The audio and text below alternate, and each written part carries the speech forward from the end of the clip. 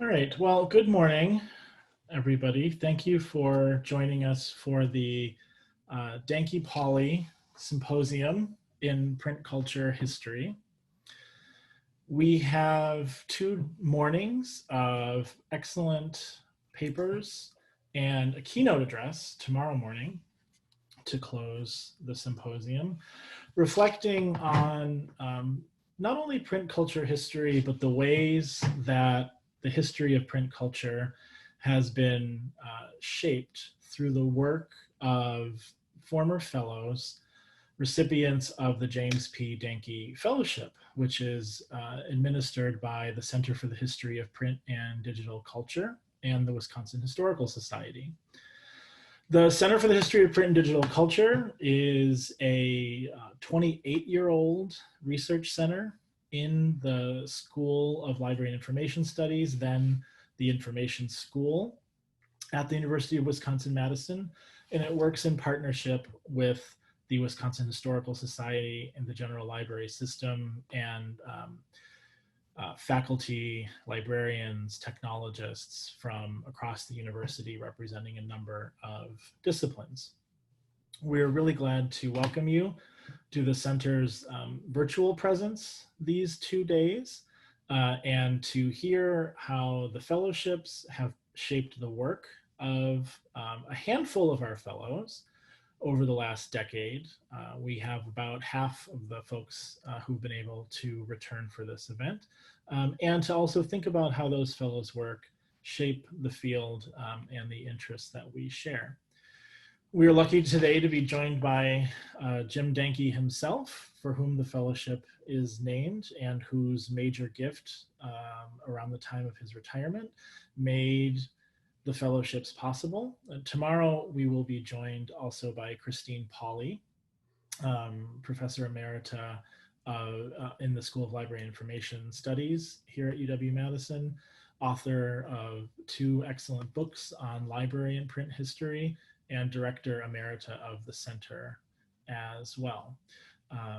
Jim and Christine were elemental in founding and sustaining the center in its period of growth and the development of its many offerings, from panels to a book series at UW Press to conferences every couple of years that many of you have likely participated in.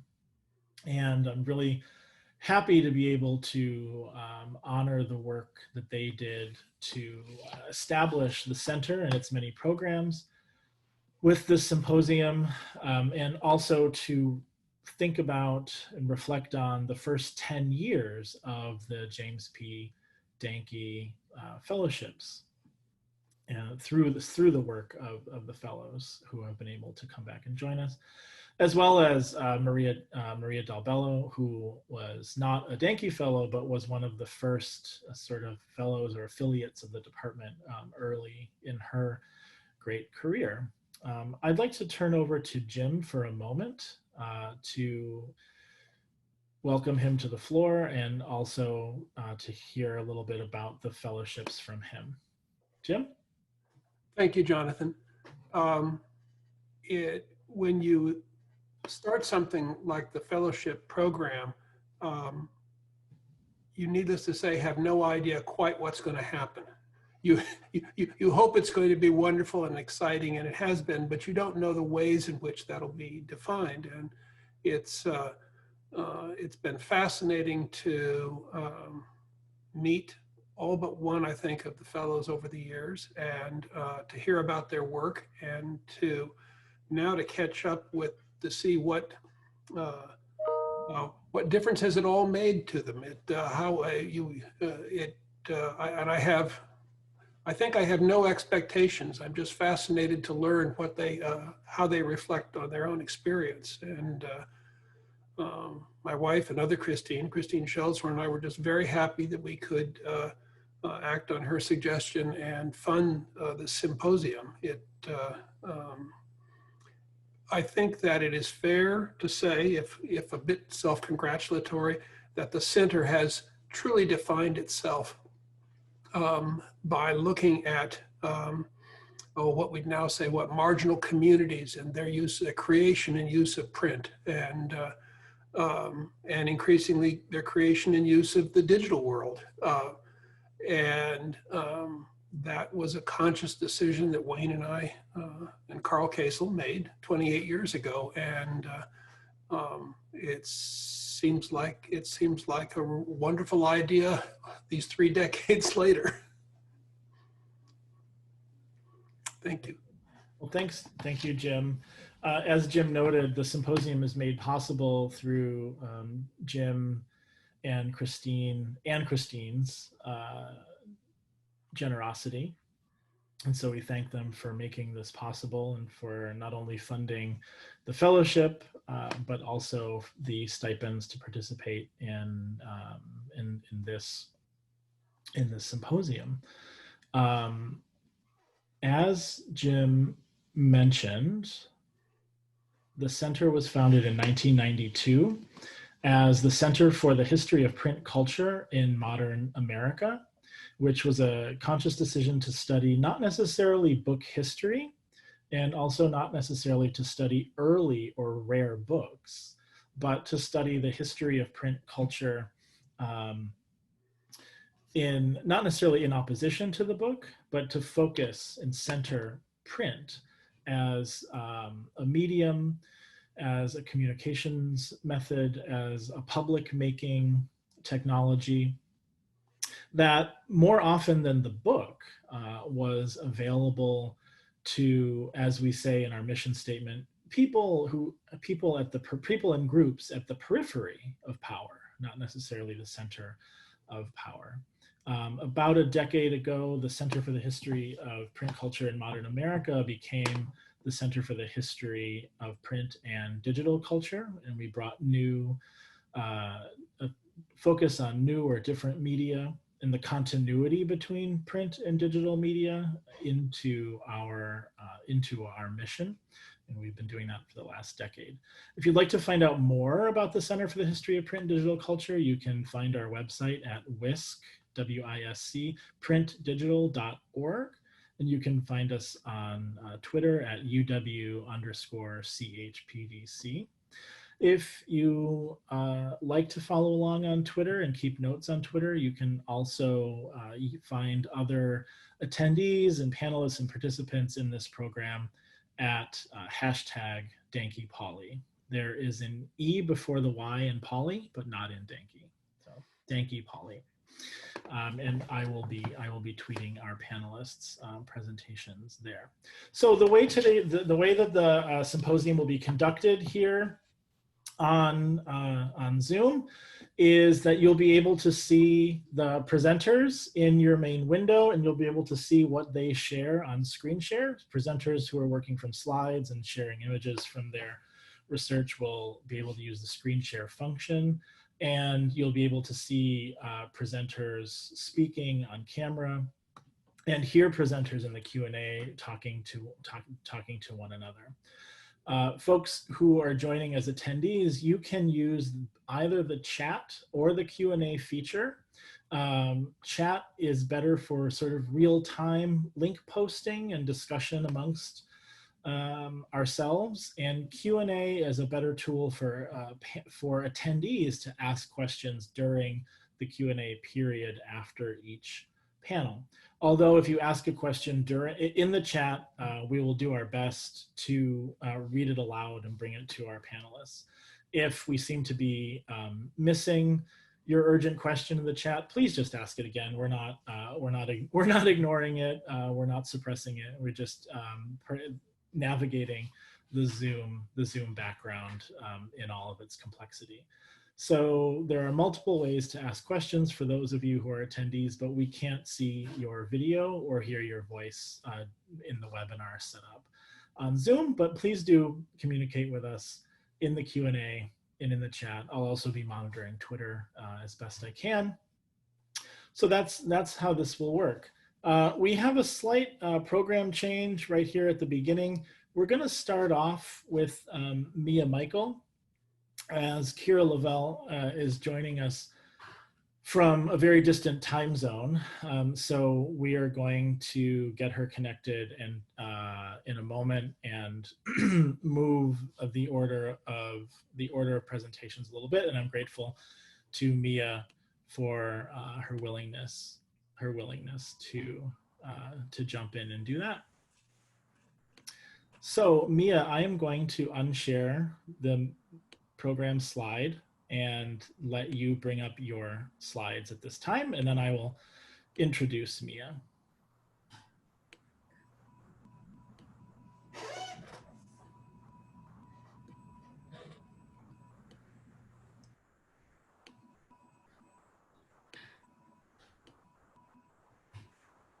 Terrific, thank you. Absolutely.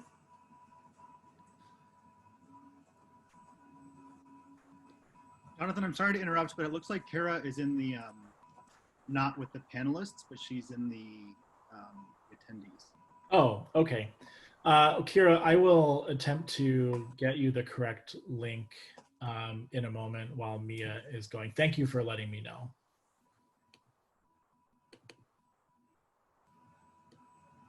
All right, Mia's slides are up. So Mia Michael is a PhD candidate in history at Boston College. She studies American history with a focus on migration, labor, and social movements. In addition to working as a teaching assistant, she, as she writes, cheerfully dons the signature flat hat for the National Park Service. That's wonderful. As a park ranger, Mia is able to share her research on domestic worker organization with broader public audiences in Boston. Thank you, Mia, for joining us, and I look forward to your paper. Take it away. All right, thank you so much, Jonathan. I just want to make sure, is the audio coming through clearly? Yes. Great, okay. Well, hello everyone. Thank you so much for giving of your time and just this opportunity to speak with you all today. I'm very excited to share some of the research I gathered at the Wisconsin Historical Society last October, all made possible by the very generous support of the Historical Society and the Center for the History of Print and Digital Culture. So just jumping right in, what I'll be talking about briefly today centers on some of the most vulnerable laborers in our country and in the world. In the context of the ongoing COVID-19 pandemic, the plight of domestic workers is starting to receive some long overdue attention. They and their families are vulnerable to not only infection from this deadly virus, but also economic insecurity and even job loss. It seems especially critical now to understand their occupation and how workers have collectively organized to win respect and legal protections.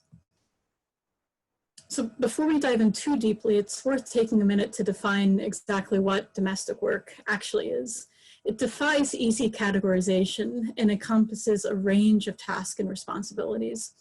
I include nannies, cooks, cleaners, and caretakers of the elderly and the disabled within this category.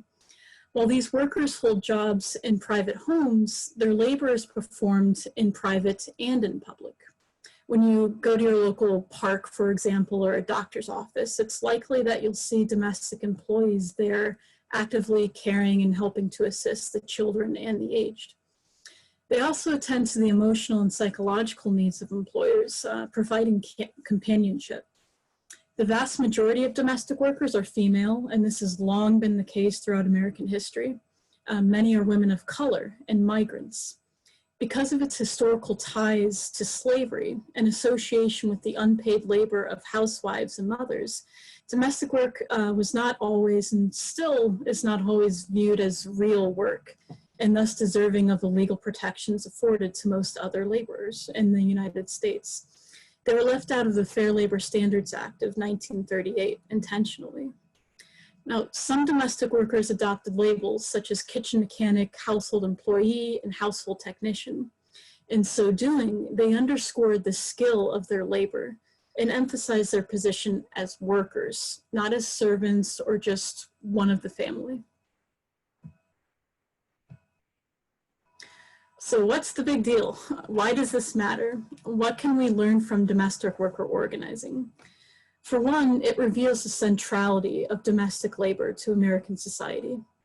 Although it might seem that domestic workers are invisible and inconsequential, they are everywhere and they are essential. Their labor makes much other labor possible. Domestic workers also help us to reimagine the definition of political activity. In secretive and overt ways, they engaged in political activity on the job.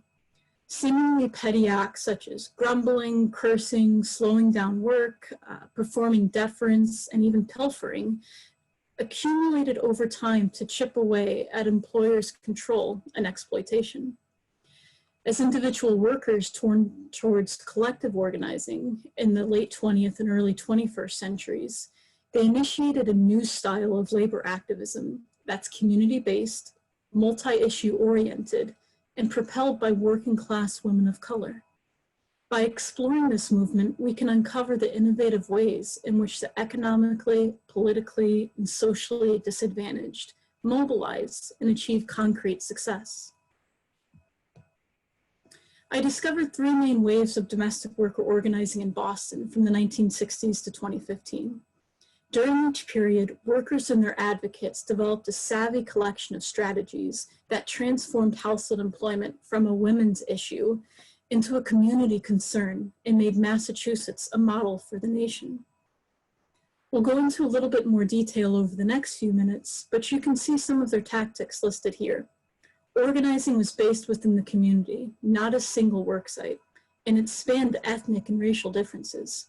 It involved balancing service provision with worker organizing and required raising public awareness in various ways. In addition, organizers developed broad coalitions of allies comprised of politicians, legal professionals, civil rights organizations, labor associations, and even employers. In all cases, women of color were either co-leaders or the primary leaders of legislative campaigns and bargaining efforts. The main transformation I identified in organizing is that over time, workers themselves came to have a greater influence in mobilization efforts. Early on, associations such as the Boston NAACP and the Women's Service Club spearheaded activism. Decisions were usually made by the leaders of those organizations, not workers themselves. During the 1980s, union leaders shared authority with working class home care laborers. In the most recent period, explicit efforts were taken by organizers to develop the leadership of women of color, immigrants, and other low-wage workers. So let's turn to the first wave of organizing in the 1960s. At the time, Massachusetts afforded few legal protections to domestic workers. They could receive Social Security, and some even got workers' compensation. However, all household employees in Massachusetts up through 1969 lacked a minimum wage, overtime pay, maximum hour caps, and the right to bargain collectively. Essentially, their labor was degraded. For these reasons and others, women fled the occupation to pursue expanded educational and work opportunities in the post-war era. As a result, Boston area employers and commercial employment agencies recruited migrants from the South and Caribbean to labor as household workers. By seeking migrants to fill local positions, employers and commercial agencies didn't address the reasons why many left the job in the first place. Worker-employer relationships ranged from amicable to awful and played out at all points in between. Workers took on responsibilities beyond what they were initially hired for. Some worked 9, 12, 15, and 16-hour days. Their wages ranged between 60 cents and the whopping total of $1.65 per hour, while Massachusetts' minimum wage stood at $1.60. In short, many received what we can define as poverty wages. Migrant live-in workers like Louise Kerr were particularly vulnerable to mistreatment. Because they lived where they worked, they could easily be overworked and exploited. Louise, who came to Boston at age 18 from Arkansas with her twin sister, endured sexual predation from her employer. To protect herself one night from the drunk father of the house, she had to barricade her room. Given such circumstances, domestic workers and their advocates began to organize. The Women's Service Club of Boston, led by civil rights leader Melnia Cass, provided services to migrant workers during the 60s. Club members situated themselves at bus stops and bars, handing out leaflets like the one you see in the upper left-hand corner, inviting workers to take advantage of club housing and social activities, as well as access to educational, legal, medical, and employment resources. The club also created the Homemaker Training Program in 1968 in conjunction with the National Committee on Household Employment. Over a series of 12 weeks, women completed 360 hours of training in all aspects of domestic work. The idea was that they could change popular attitudes through professionalization. Here you see a photograph from one of the program's graduation ceremonies. While the training proved effective and resulted in higher wages for graduates, workers still remained vulnerable to abuse in the absence of formal legal protections. From 1967 to 1970, the club cultivated a bipartisan, cross-class, interracial coalition of supporters through events such as annual conferences that brought experts, employers, and workers themselves together to discuss the problems of the occupation and to develop legislation. The club presented at least 4 different versions of legislation before they finally achieved success in August 1970. This is personal correspondence between lead organizer Melnia Cass and the Massachusetts governor. With passage of the legislation, household employees aged 18 and older would now receive the same minimum wage and overtime pay as most other workers. They were also protected against age and gender discrimination. And those who worked more than 16 hours a week could join a labor union and bargain collectively. Boston's organizers made Massachusetts the very first state since the Great Depression to extend such broad protections to domestic workers. Their efforts even predated amendments to the Federal Fair Labor Standards Act in 1974. Ultimately, they legitimized government intervention in the occupation of household employment and became a model for other activists. A second wave of domestic worker organizing commenced during the 1980s, and I was able to trace strands of this activism last October at the WHS. During the 80s, home care workers began mobilizing to contest the poor working conditions they endured. Now, like nannying and housekeeping, home care was characterized by low wages, limited benefits, and a workforce disproportionately comprised of women of color and migrants. Workers are responsible for the care of the elderly and the disabled, and they attend to duties like cooking, cleaning, bathing, and providing companionship, along with tasks like grocery shopping and bill paying.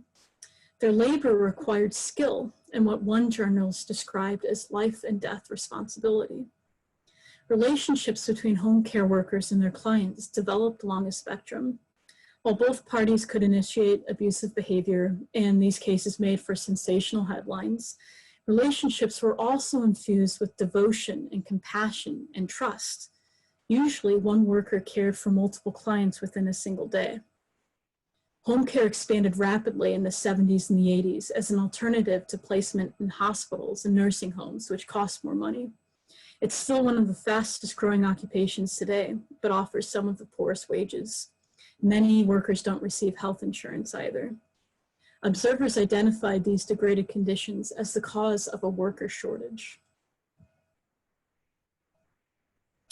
Opinions existed that such laborers couldn't be organized given their lack of a central workplace. And historically, racism and sexism impeded efforts to mobilize minority and immigrant workers. Boston, however, became one of the first sources of home care activism. It manifested under the auspices of United Labor Union's Local 1475, a grassroots project initiated by Ray Rathke and the Association of Community Organizations for Reform Now, otherwise known by the acronym ACORN. The intent was to mobilize low-income workers, including fast food and home care workers. In Boston, home care laborers contested poor job conditions through unionization, a strike, public rallies, presenting testimony before legislators, and collective bargaining. These tactics accompanied a vibrant organizing culture in which workers and organizers created solidarity through educational newsletters, meetings, parties, and field trips. Despite varied obstacles, including employer intimidation, they made household labor a popular issue and won small but significant victories that brought union recognition, formal contracts, and wage increases. Their movement also reached a major milestone, attracting vital allies and clients in senior citizen advocacy groups. These allies affirmed that the quality of care provided to clients was directly linked to the quality of workers' employment conditions, and they helped to raise public awareness, thereby bringing legitimacy to workers' activism. As Local 1475 leader Geneva Evans told a journalist in 1987, workers earn dignity and respect through their activism. Boston's home care workers ultimately served as a model for the subsequent organizing of Chicago's home care industry, which won major concessions from employers in the state of Illinois. Mirroring the preceding generation, they further legitimized government intervention in household employment. Boston's domestic workers continued to struggle as the new millennium approached and dawned. As more and more families tried to obtain affordable care for their children and elderly loved ones, a care crisis developed in Massachusetts and the country, bringing renewed attention to problems faced by consumers. Domestic workers, meanwhile, survived appalling experiences involving trafficking and even enslavement. When these courageous women took to the courts to win justice during the 90s and the 2000s, they refocused the public's consciousness on the plight of undervalued and overworked migrant household laborers. Generally, they continue to suffer from low pay and a lack of benefits and experience precarious conditions such as exposure to toxic chemicals, verbal abuse, and wage theft. In this context, a potent new form of labor organizing developed among household laborers who relied on non-traditional organizing methods. Independent worker centers, unaffiliated with conventional unions, emerged in the Boston area to support and organize these abandoned laborers. In particular, the Brazilian Worker Center and Mata Hari Women's Worker Center began organizing household employers across job sites and ethnic communities, and they served as a resource for health, housing, education, immigration, and legal assistance. By combining service provision with labor organizing, worker centers attracted members and accumulated clout. Beginning around 2010, these women-led worker centers commenced a grassroots campaign to press for expanded legal protections. Together, as part of the Massachusetts Coalition of Domestic Workers, they lobbied politicians, published research exposing job conditions, and created legal manuals that empowered workers. They gained support from a broad coalition of faith groups, labor unions, legal professionals, academics, and employers, and they in turn supported national organizing efforts. In 2014, domestic workers and their advocates gained victory with Massachusetts' passage of a Domestic Workers' Bill of Rights. The nation's most comprehensive Bill of Rights at the time, it guaranteed tens of thousands of domestic workers payment for all hours worked, unpaid rest days, and maternity leave, as well as protection against trafficking. So in conclusion, it's worthwhile to step back and assess the efficacy of this organizing. Domestic workers in 2020, especially in light of the pandemic, are still among the lowest paid laborers in the US, and enforcement of laws that are on the books can be uneven. But the movement in Massachusetts, as in places like New York and California, was worthwhile. It transformed attitudes about domestic work and those who performed it, resulting in formal laws that workers could seek protection under. Workers also developed self-respect and pride in their labor, as well as knowledge about their rights. Empowered with this information, they could better negotiate with employers and demand the dignity they deserved. What proved effective for organizers was to acknowledge women and migrant workers as worthy and capable of political activism. Organizers also met domestic workers right where they were at. They help fulfill women's basic needs with housing and employment assistance, and they help migrants navigate complex immigration bureaucracies. Later on, organizers shared authority with workers, investing in their development as leaders. By using these strategies and making household employment a concern that affected all of society, organizers succeeded in attracting broad support and achieving concrete reform. This is what can lead to federal legislation for all household employees across America, and I think it's still in the works at present. Thank you.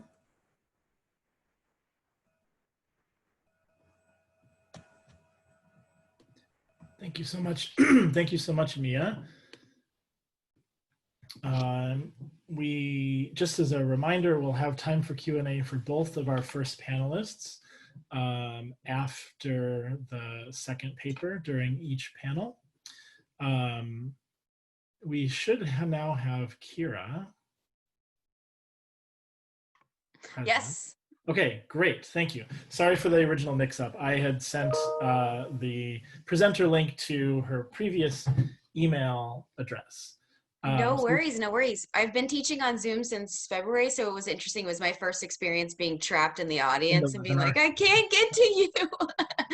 Well, thanks, so thanks for your patience. And Mia, thank you for that great talk, and we'll return to talk about the pair of these papers during the Q&A. So Kera, if you have slides, you should be able to share them. Yeah, absolutely. Great. I'm also going to copy just in case something happens, and I have a Google Drive link to my slides. Okay. So if something weird happens and I'm not able to share, you can still see them right there. So I've just copied that in the thing, and I'll still share them right now. So just give me one second while I get that set up. While Kera's setting that up, I will introduce her to you all.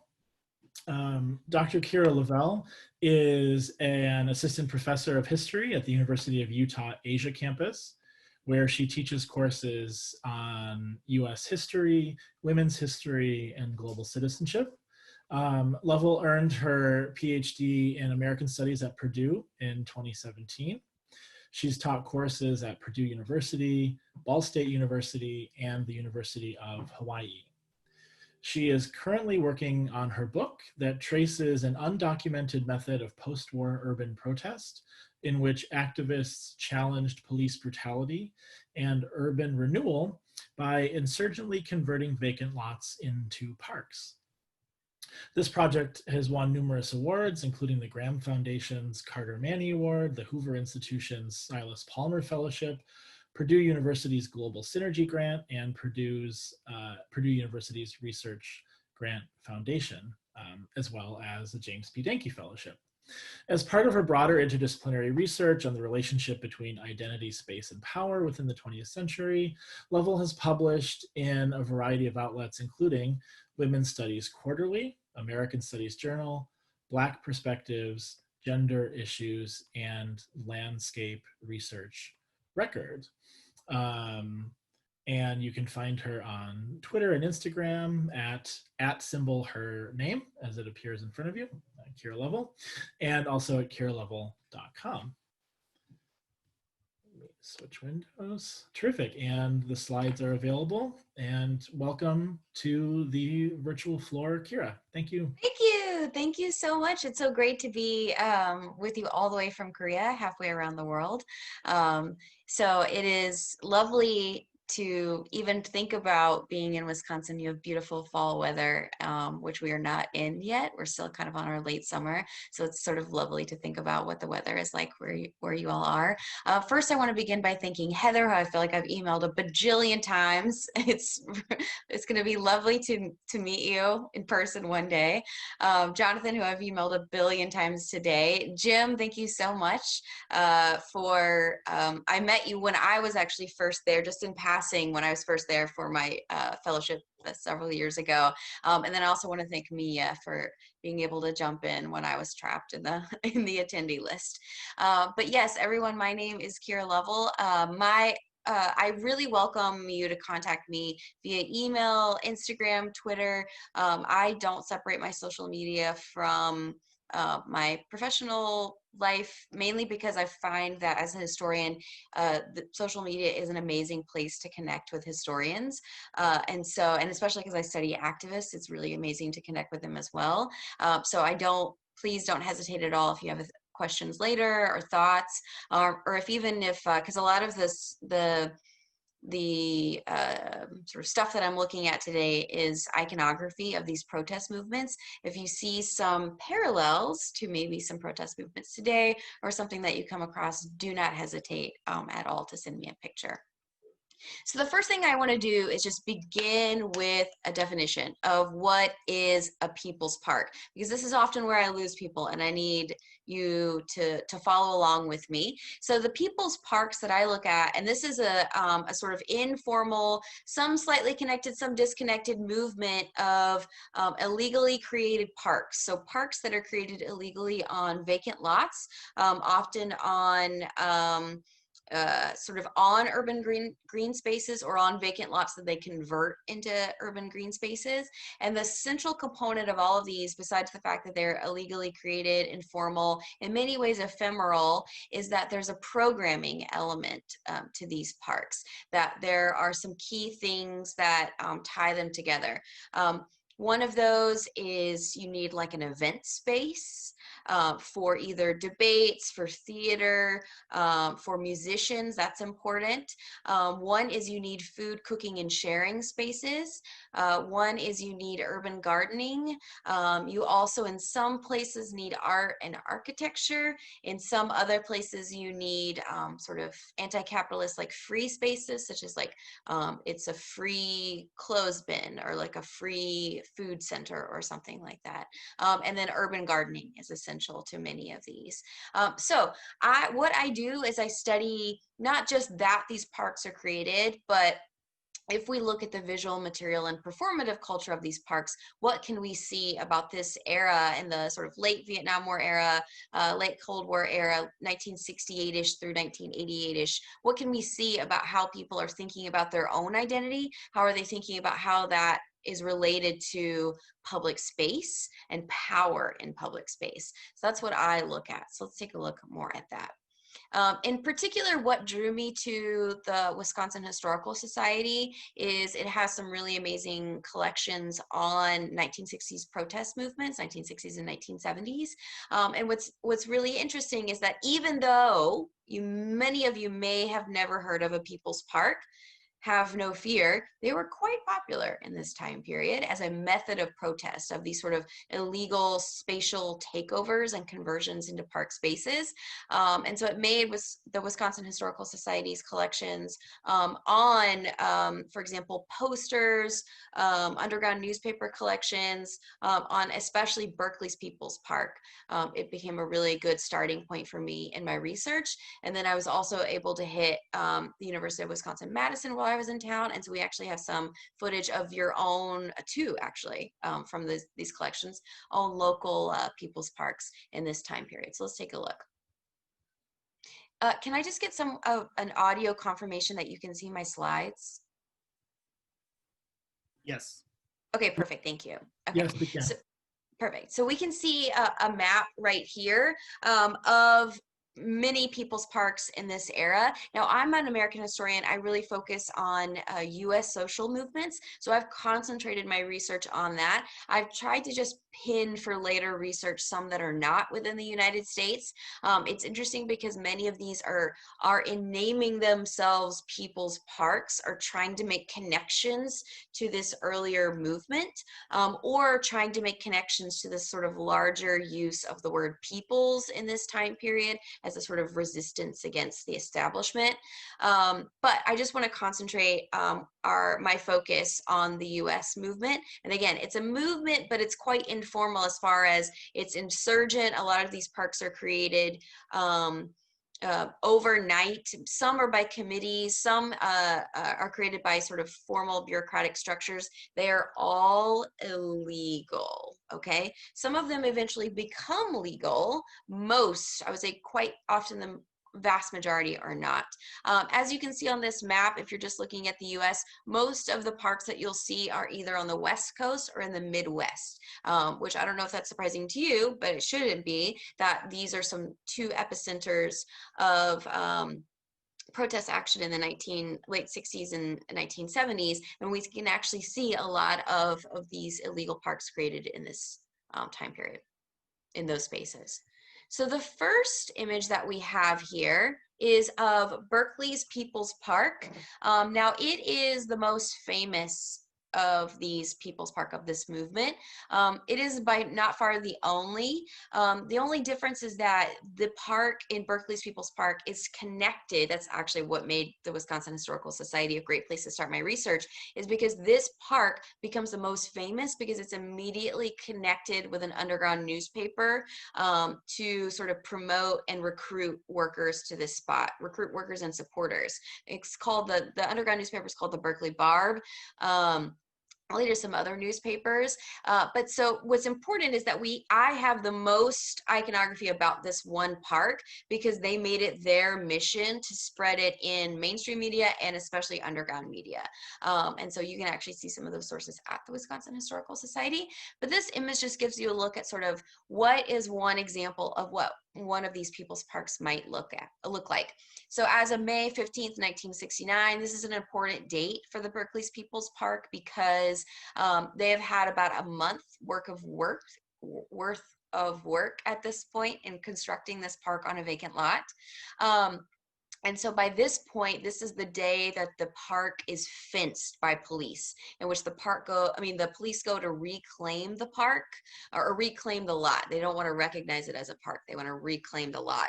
And so there's this sort of immediate interest in what does the park look like? Like, what did we create? Because part of the fencing and occupying by police means destroying everything that they've created within it, ripping up plants, destroying architecture, just like anything that they can rip up, that's what they do. So this is interesting because this is actually created by a park advocate in this time period. And what you can see, some of the elements of that programming that I was mentioning, is that you can see the beginning of a fish pond because they wanted that. We can see some playground areas. Actually, kids are running around through a lot of the footage of many of these parks. And so especially the Berkeley's People's Park areas. You can see playgrounds in those. You can also see some other things like greenery. There's the start of an urban garden, which is interesting because in some of the maps they call it a miniature Mexican corn garden. So we get into some of those sort of questionable, confusing things about the visual material and performative culture of these parks. But I just wanted to give you something to look at while I was giving you a background about these parks. So between the 1960s and 1980s, groups across the country spontaneously constructed illegal and informal parks, often on vacant lots, to challenge the displacement they felt due to police brutality, racism, and urban renewal. The visual material and performative culture of people's parks, from their design to the events they hosted, united different communities through the shared goal of asserting power by claiming and creating urban green space. So at the same time, my work analyzes how male dominance and the exoticism of the racial other were two dominant visual regimes within these spaces. Now, I won't have a ton of time to get into that, but I'm happy to answer any questions on this. And in fact, I've published on this. So I feel like I'm doing a major overhaul of like a ton of different sites today, but it's just giving you a gist, giving you a taste of the movement. So comparing the ways in which park creators designed park visual and material cultures reveals how insurgent park creation at times became a medium for coalition building that imagined a transnational, transhistorical, and cross-cultural community of resistors to displacement in the urban realm. So using their bodies, design, the landscape, and the media, activists argue that the issue of spatial citizenship intersected with discourses of race, class, and ethnic self-determination, as well as gender empowerment. So I always refer to the 1970s as just like a hot mess of all of these political movements. And I think it's what I love studying about parks in this time period is that you can see a lot of those discourses happening in visual material, and performative culture. So how can we see these conflicts over having power in this space? What does our identity mean? How is our identity related to our politics? You can actually see them play out in some coalitional ways, and then in most often conflicting ways in these parks, which I think is still just as interesting. So this is one of the most famous posters advocating for Berkeley's People's Park. If you're not familiar with the person in the background, that is Geronimo. And so at times, racial play within parks functioned to reaffirm white middle-class privilege for park creators who could escape the racialization of criminality that often became projected onto many people's parks. Their tactics offer insight into the problems and perils with current methods of spatial reclamation as a form of power that similarly seek to build new worlds on top of the old. So at the end of this presentation, I do not study current protest movements. I'm a historian, but I've tried to show you some interesting parallels on the iconography of just in looking at having dived into this movement, what are sort of juxtaposition that you can see of images from this movement in the 1960s and 70s and with some of the protest movements and the iconography from protest movements that's been going on this year. Okay, so you can see a photo of a shirtless man. In the Bay Area, local news footage of the construction of Berkeley's People's Park in the spring of 1969 captured white men's repetitive penetration of the rocky terrain with their phallic, acicular pickaxes, their sweaty, shirtless torsos, sexualizing the nature of men's bodies and park manual labor. And this was with intention. Many of these spaces, like some of the rhetoric that I look at in my book project, is about how in this movement you're having the sexual revolution and the environmental justice movement, like early moments of the environmental justice movement. You're having the women's liberation movement. You're having these spatial reclamation movements. These are all sort of coalescing within the iconography of nudity is sexualization equals power equals access to the environment, like power over the environment. So it plays out in some kind of funky ways in these parks. But I just wanted to begin by this image because I'm going to show you how common this image of the shirtless or tool wielding, especially white man, is in these parks, while also offering you an overview of how diverse some of these parks are. So at Chicago's Poor People's Park, which you can see here, it's created in Lincoln Park during the summer of 1969 by a coalition of Puerto Rican, African-American, Mexican-American, and white social justice groups. Men's laboring bodies and footage command the viewer's attention. Here is another one, which is Chicano Park in San Diego. Video footage of the first day of the Chicano Park takeover focused on dozens of men pickaxing the dry desert soil underneath the overpass. While women hoe, rake, carry, and cook food, men operate heavier machinery, pickaxe the ground, shovel sandy soil, and raise the Chicano flag in acts of insurgent nation building. So I'm gonna skip to Walden Park. Actually, these are some other people's parks. This is, if you've ever been to Houghton with Michigan Tech, this is a photo of their people's park, which is interesting because day one they came in there with a formal sign that they were like, this is gonna be a park. But let's get to our own local connection in Madison with Walden Park.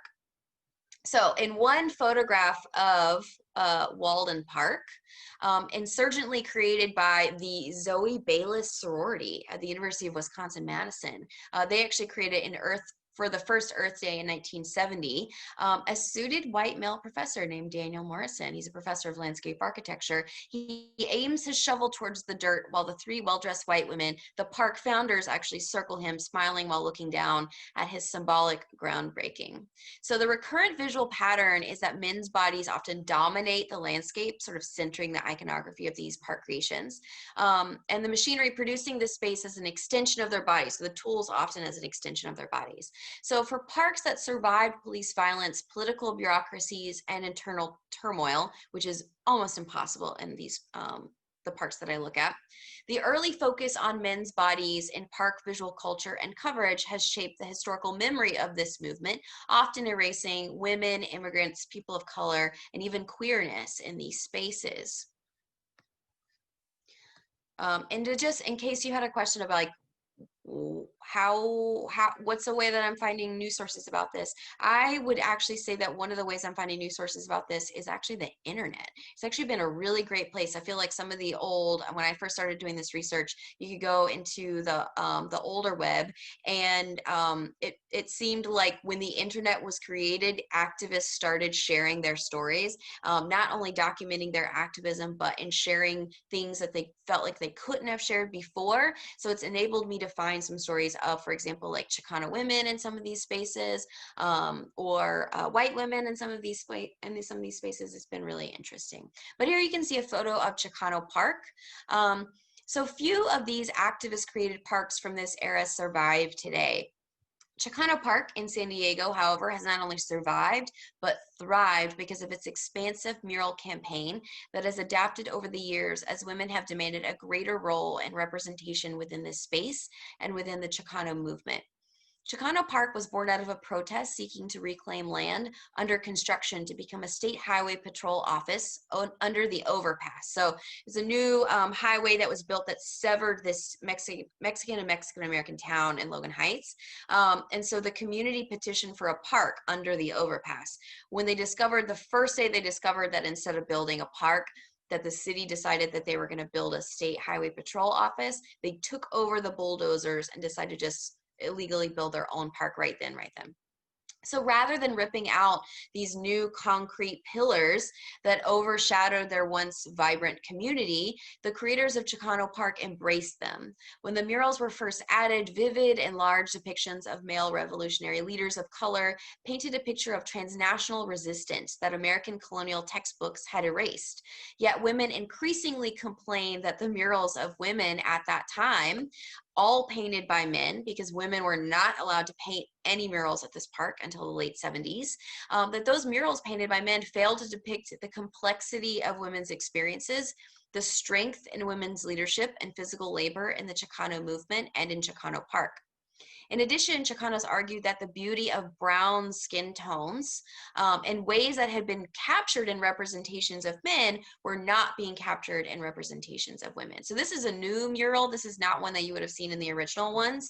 And in fact, a lot of the older murals, the sort of first murals that come to the park, are representations of women that are peripheral, they're passive, that men are sort of the dominant force in these murals.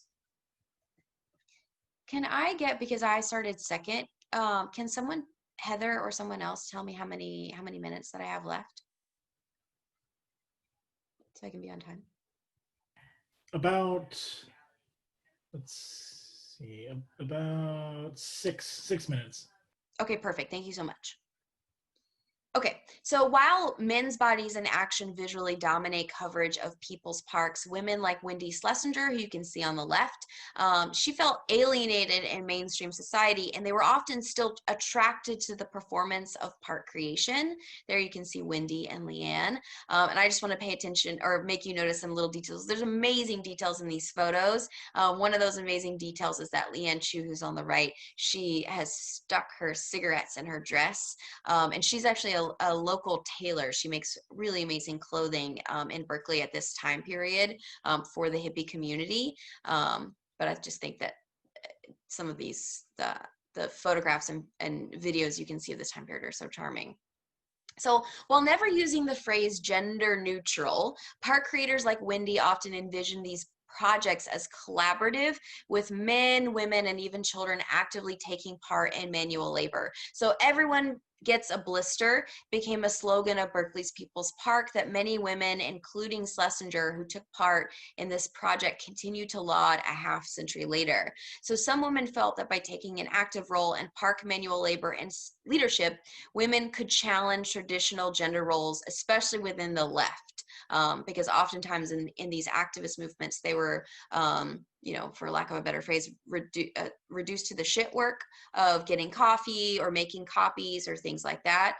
So as recorded in Schlesinger's unpublished memoir, a group of women began comparing calluses on their first day while privately critiquing the men's gardening skills, noting how they could pickaxe better than them. And this was, again, on the first day of Berkeley's People's Park. So those stories I would have never heard from the sort of mainstream and or underground press coverage of it. It's not until later reminder that these memoirs are shared, these stories are shared, these photographs are being shared. This photograph in particular is of the newly created Chicano Park Museum. And so there's amazing footage that, again, is not shown in the original footage of these parks, that women are demanding a greater role in this. So women connected emotionally to representations of strong womanhood within these spaces. In a personal video recording of her artwork and music, which I can show you here, we have Carlotta Terry on the right. She visited Chicano Park and she described her own experience painting and seeing the images of powerful womanhood within the space. So she was one of the original park creators, and she helped paint, later on by the 1970s, was helping to paint the murals once women were allowed to paint these murals.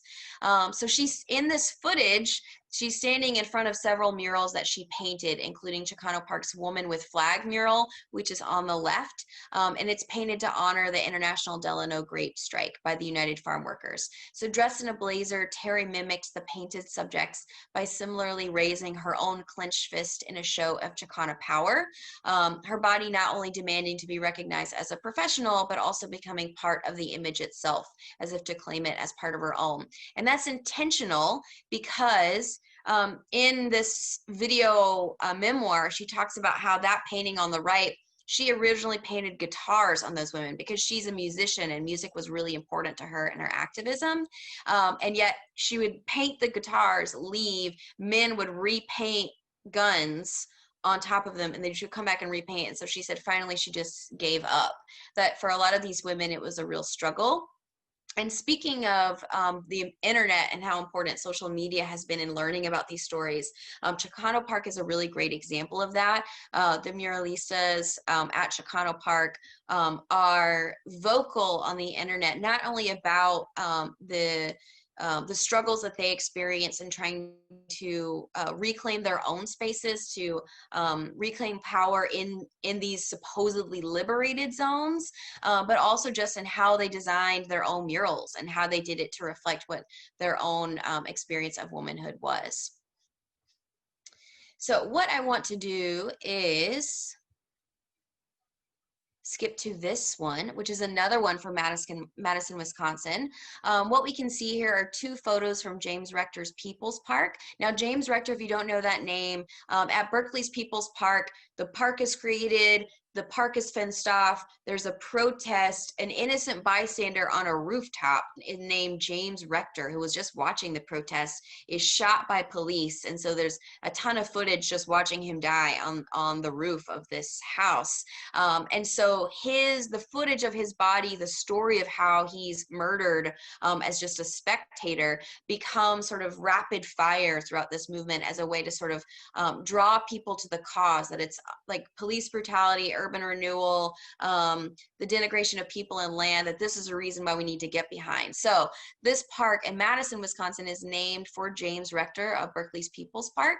And here on the left, you can see that they're doing, it's a Mexican dinner fundraiser for the United Farm Workers movement. And it sort of ties in with a protest on campus that day. I think they're protesting the grapes in the cafeteria. I could be wrong.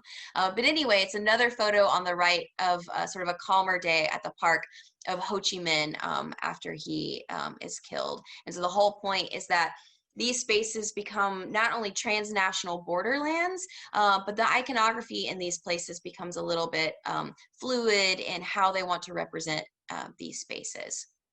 So the last thing I want to leave you with, because I know I'm out of time and I'm happy to answer any more questions, is that I just want you to ponder some of the parallels between some of the iconography then and some of the iconography now. So for example, on the left, this is a really famous image by Frank Shishorka, I don't think I'm pronouncing his name right, a poster that says "Let 1,000 Parks Bloom," that's created as a protest to the fencing and occupation of People's Park. And a lot of iconography about these parks are plants taking over police cars, plants taking over urban renewal, like gentrified areas. And this image on the right is actually an image that I just captured from Instagram this summer that is a Black Lives Matter poster. Says "More plants, less police," and the text in the background are people that have been murdered by police. In addition, like a sort of another parallel is how we're rethinking statues and thinking about the relationship between power, space, and identity, about what do we want to remember in these spaces. So these three images are just snapshots from the really famous indigenous artist, Nicholas Galanin. I hope I'm saying his name right, my apologies. In which what you can see is if he's sort of making a comedic comment here about if we removed the Captain Cook statue in Hyde Park, what would we see? Like, what could we see as far as like, do we bury this part of our history? Do we bury this part of our past? And so I think it's interesting. This is a sort of visual material, like performance art piece that is ongoing with our statues. In addition, and again, I know I'm out of time, I'm just giving you two more images. You could definitely see this with the Capitol Hill Autonomous Zone in Seattle, in which even some of the programming mimics some of the programming that you'd find in people's parks. Some of the only differences are that this was on concrete and some of those other ones are on grass. In addition, art and the idea of reclaiming streets, reclaiming the meaning that we have for these streets. You could definitely see that in many of the murals that are painted onto streets, as far as reclaiming them for Black Lives Matter. And then finally, one of the things that I wanted to leave you with was that some of the elements of gender remain essential. And I know I didn't get into much detail about this, but that especially in regards to white women's bodies, that they become symbols of liberation then, which you can see on the right is Wendy Schlesinger, and still today. So what we have on the left is an image. If you didn't see this, this is a woman that's referred to as the Athena, and I believe it's the Portland protest. And so in the media, she's talked about as this like fragile, beautiful, innocent, like how pure and beautiful this action, this protest action is, to be completely nude in front of the cops and to sort of open up her vagina in this way. The thing is that it's a very interesting parallel between the representations of nude Black people's bodies. For example, the people that are ripped out of their homes, naked, out of the shower, and are not talked about in frail, fragile, and or vulnerable ways or beautiful ways. So I think that iconography is just some parallels between the stuff that I study in the 1960s and 70s and just some of the stuff that's actually happening very rapid fire today.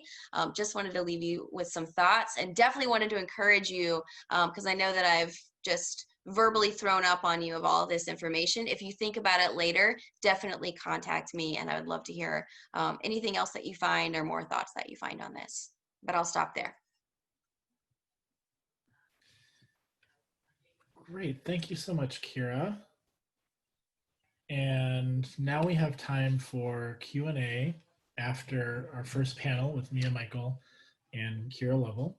And certainly, Mia, you can feel free to come back on camera and to unmute, and other panelists as well, if you have questions or want to have crosstalk between all of our panelists.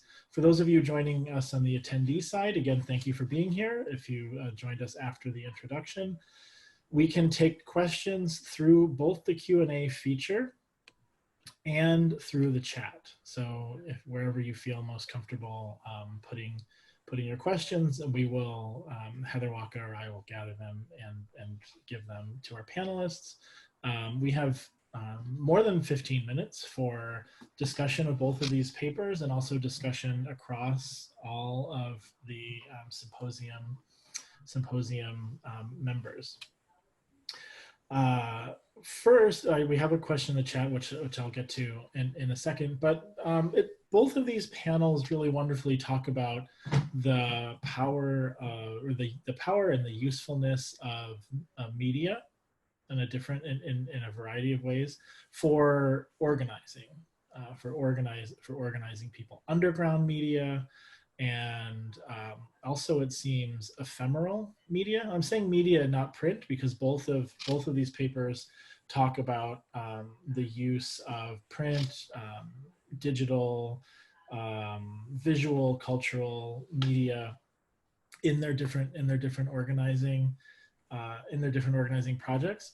So I just like to ask you both to get us going by talking a little bit about media strategies in these organizing movements. Maybe also more specifically, as researchers, an interesting thing that I've been thinking about ever since Kera said, well, these parks are ephemeral, is the ephemerality of organizing and also its media. So also just as researchers, what interesting stories do you have about tracking down these sort of ephemeral uses of media, either print or digital? Mia, I'll defer to you first.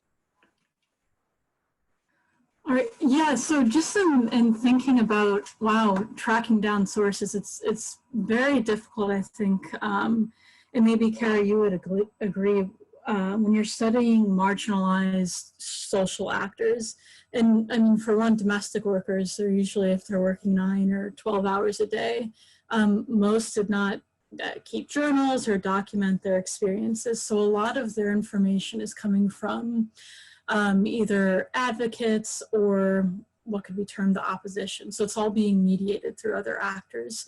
There are some oral histories out there, but thankfully, archives like the Historical Society and even newspapers have been crucial in tracing their experiences. So I guess an example with tracing the home care activism in the 1980s at the Wisconsin Historical Society, looking in the SEIU labor archives, I did discover sort of what I termed as a vibrant internal organizing culture.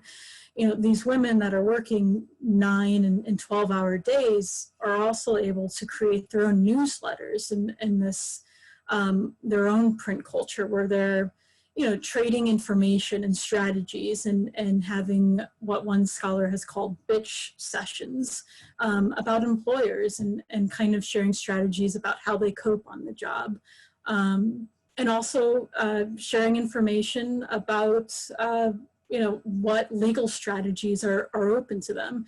That happens in all 3 of these stages, in the 60s, the 80s, and in the 2000s. Bringing it up to the more recent stage of organizing, I think like Kera, just the internet is incredible. There's so much organizing that is happening on social media, Facebook and Twitter and Instagram, which I haven't been on yet. But using that as another source in real time is opening up a lot of information into the internal dynamics of the organizing culture.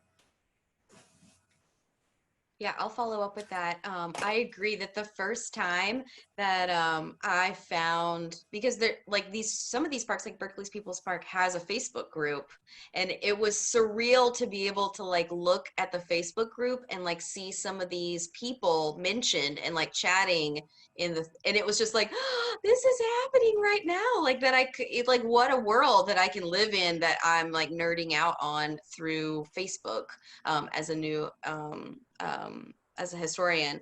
Yeah, I would say for media, it is amazing. There's so many different things that I could say. Number one, there's definitely a difference between the mainstream media and the underground press, that oftentimes, and what I looked at was that the mainstream media, for example, especially in places like Chicago, made it their mission to discredit these parks and their park creators in the mainstream media. So you have almost like completely opposite narratives in the underground press and the mainstream press. And so I think that's also, even in the underground press, you can see definitely their own biases. One example of that is that I was able to interview the photographer and the assistant editor at that time of the Berkeley Barb. His name was John Jacobson. And I asked him, mainly one of those questions is like, why are all these shirtless white dudes in these photos? Like, what's up with that? And he was like, honestly, there were so many of them. And he was like, I was a photographer. I tried to take if any woman showed up, I tried to take a photo of them. And he was like, because our target clientele were dudes that wanted to see hot ladies. And so to even think about that, a historian, of like so much of the iconography I've studied is because you wanted your readers to see hot ladies. Like, it's just also kind of confusing for me. And then also, even for the Berkeley Barb, it's not until maybe like another year later that they have more regular women reporters. And so therefore it gives a greater voice to experiences of, for example, which happens within a year, of sexual assault within these spaces, about the discrimination against women within these spaces. So I agree that, like, it is, I don't know how to say it other than to say it's a hot mess. And yeah, that there's a definite interest in trying to use the media for your power, but also at the same time recognizing that your opponents are going to use it the very same way to discredit you.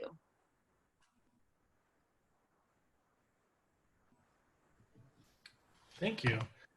There is a question in the Q&A from Rick Halpern, and Rick asks to Kera, there's a rich legacy of photographic work from Berkeley's People Park. You mentioned Al Copeland, well known from because of the Photon West agency, but there were dozens of other photographers, Lou De La Torre, Warren Yee, Lynn Adler, and others. In thinking about this wider body of photographic work, I suspect there might be a tension between the narrow themes of the iconography shown and posters in the broader and more diverse slice of life captured by these documentarians.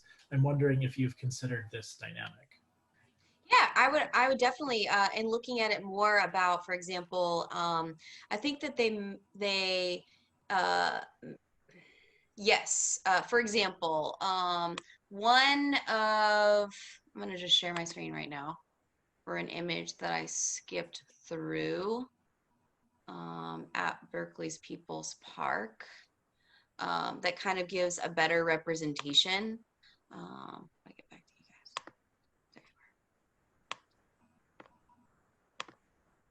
are. Yeah, and so, for example, in black and white photography, we often miss a lot of the shades of brown that I think are very important, that oftentimes this gets reduced to a black-white binary in this. And I think some of that, the visual documents of that kind of reinforce that. But yes, the Bay Area is a very vibrant, racially, politically space at this time period. And so you can see a lot of different influences of different people. I think what's interesting, though, is that oftentimes the footage that those photographers took is not what's represented in the media. And oftentimes, even though these parks are considered more like seemingly more leaderless, there is a leadership structure at Berkeley's People's Park that's dominated by white men. And especially once the park is fenced and it goes up where you're having, like, the park creators are going up against Reagan, that you have, there's a sort of call to action of those white male park creators to, like, form a position and defend it. And so I think I would actually have to agree that a part of my research is just because if I gave this presentation in California, everyone knows Berkeley's People's Park and they don't know any other parks. And so there, depending on where you are, there's a racial bias. For example, like if I, the phrase guerrilla gardening is actually created by Liz Christie, who's a Puerto Rican woman in New York City. They have a very different view of sort of informal illegal parks that's created in the Lower East Side. So I would agree. I feel like there's a tension. I don't have like a good answer for you, except some of the work that I look at is the not only inclusion of different people in these parks and other groups creating parks as forms of racial self-determination, other people creating parks as forms of racial self-determination, but also the use of racial play, if that is Native iconography, if that is images of the Black Panthers, if that's alleged quotes of the Black Panthers to try and politicize the park in different ways than it wasn't already. So I don't know if that answers your question, but yes, those there's so much more on Berkeley's People's Park than others, and I think that's also because that immediate connection with the underground press, that they had photographers in from day one. Great, thank you. There's also some comments just following up on your answers in the chat. Okay. Are there any other questions from other panelists who'd like to jump in? or Jim? Daniel. Okay, so Daniel, why don't you go ahead? You can unmute and video.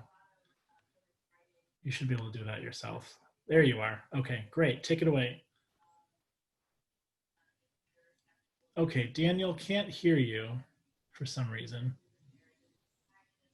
Okay. Can you hear me now? Yes, Hello. thank Okay. you. I'm sorry, my Zoom is weird. These presentations were so cool. It's incredible to know that this work is going on. I just read Anneliese Oleg's, we're all fast food workers now. So Mia, your work just made me so excited that like, oh wow, other people are taking this forward. And so as a historian of, and to these people's parks, I have a question that may be in between these two projects. It may not be about print culture. And it's this question of, so, you know, we hear a lot about the failures of the 60s, sort of this notion that everything just sort of descended into some sort of navel-gazing-y, horizontalist anarchism that doesn't do much. And there's a lot of literature coming out now that says, no, actually there's, you know, Occupy Wall Street did a lot more, a lot more came out of this, but I'm wondering, and similarly, right, when thinking about domestic workers organizing, we don't often think of them as being concrete political forces. And I'm wondering to what extent one, and Anneliese Orlik, right, is saying that these are actually reactions against neoliberalism in concrete ways.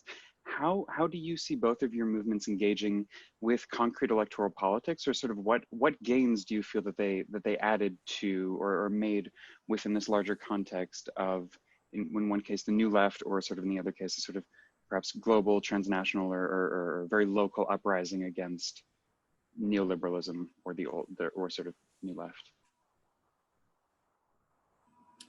Yeah, so I guess absolutely. So with the domestic workers, especially in the current age, since I would say the late 1990s and 2000s, with these workers, these independent worker centers coming into vogue, they're absolutely just planting themselves within electoral politics. And besides organizing workers against their employment conditions, I mean, they're actively getting involved in issues like immigration and citizenship and all of these other issues that are coming to the fore. And I think it goes back to like your earlier comment on, you know, who are the actors, and you know, in the 60s, there's this idea that after there's a backlash and, you know, people go underground, but it depends on who we're looking at. You know, if we're looking at like Anneliese Orlik, the fast food workers, or the people in the people's parks, people of color, the low-wage workers, you see this continuation of a dynamic organizing movement that didn't stop just because Reagan took office and Bush and you know, everyone else. It continues to go on. And even in the 60s, in the 70s, I would say that the women here in Boston, it was mostly African-American women that were organizing domestic workers. It was sort of a top-down kind of thing, these middle-class organizers that had experience in the civil rights movement. They did participate in formal electoral politics in the sense that, you know, they used their churches and other institutions to kind of get out the black vote, as they would call it.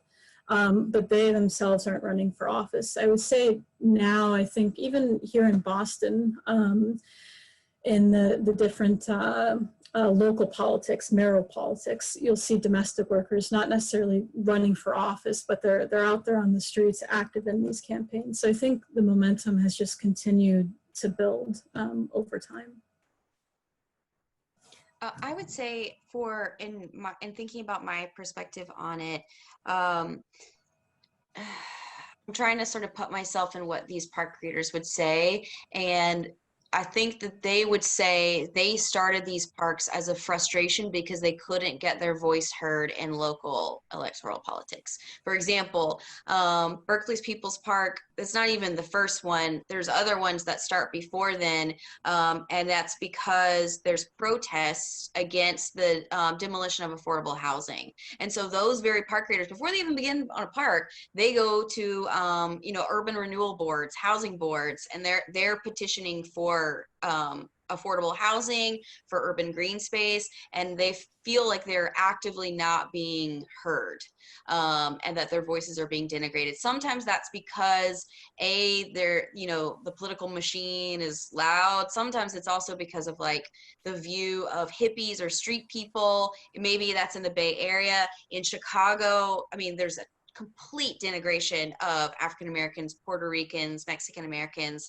and so even though they have many of the same arguments that you're demolishing affordable housing and these urban renewal campaigns, and we want urban green space for our people, like we want community building centers, they're still told like, you got to get out of Lincoln Park, we need to gentrify this spot.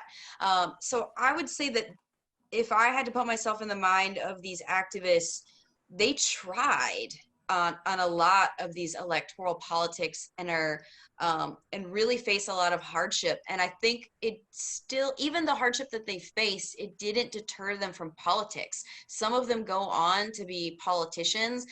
Many of them are still trying to use formal modes of activism. For example, like in Chicago, you can see the activists actually working with architects to try and get building plans approved, like by the city. They are really, really trying, and yet what seems to stop them is like how many times you get arrested, and like how many times you're thrown out of a city council meeting and arrested, or like the sort of burnout is really heavy in a lot of these spaces, especially when the whole point of it is that in order to keep your power, you have to take over the spaces. And so therefore, if you don't have someone to take over the space, you lose your power. You can't really like sustain a movement that way. So I would argue for electoral politics, they really, really tried. And, but I think some of them didn't feel like they were even getting their voice heard or the representation for that, which is a really good example in California when you had like local politicians that were more left, and then the state with Reagan that is definitely more right, and the sort of clash between them. Great, thanks. One more quick question before we'll take a break. Jim Danky asks, Mia, could you briefly talk about the search for print that aided your research? I have a slightly related question, which I've just been reading Sharon Francis's Libraries Amid Protest, Books, Organizing, and Global Activism, which is about the creation of libraries and self-archiving of protest movement or organizing and protest movements. So Mia, Jim asked directly about the search for print in your research, but I'm also wondering if, behind that, how these different organizing movements are archiving themselves or documenting themselves. Absolutely. So just talking about the search itself, from the outset, it's been heartbreaking at times. Again, domestic workers usually did not have time to create their own records. So, I've looked at organizations like the NAACP, and they don't have separate collections on how they help domestic workers, but as part of different initiatives to advance the civil rights movement, different legislative initiatives, different social programming, there's every now and then a trace of them assisting a domestic worker.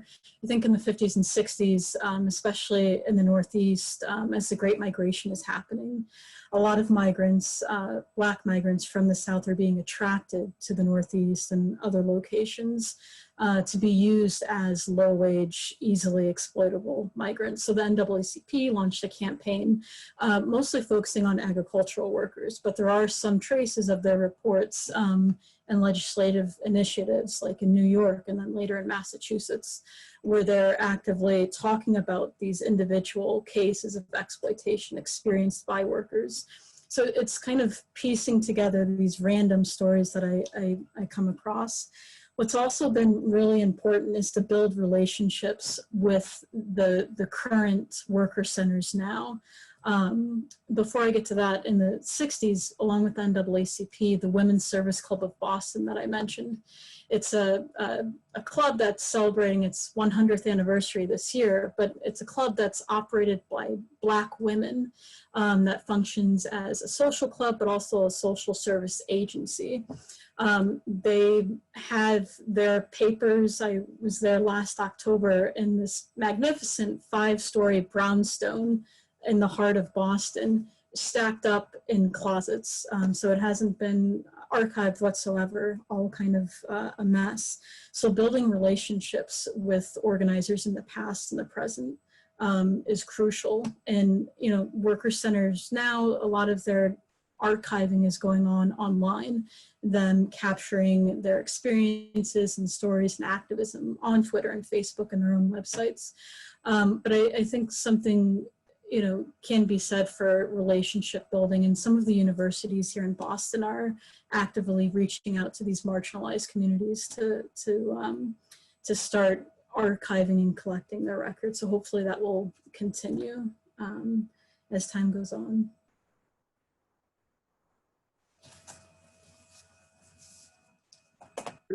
Let's take a break. We have great discussion, obviously, that can continue and spill over. So let's break at and end panel 1 and come back at 10:30 to begin our second panel. And if you have more questions, hold them. We'll have plenty of time for crosstalk and things as we go forward in the next couple of days. So thank you very much to our first 2 panelists. Yes, thank you so much for having us. Thank you so much. Amplifying the applause from the others who can't unmute because of the webinar setup. And we'll see you in about 10 minutes. Thank you. Okay, perfect.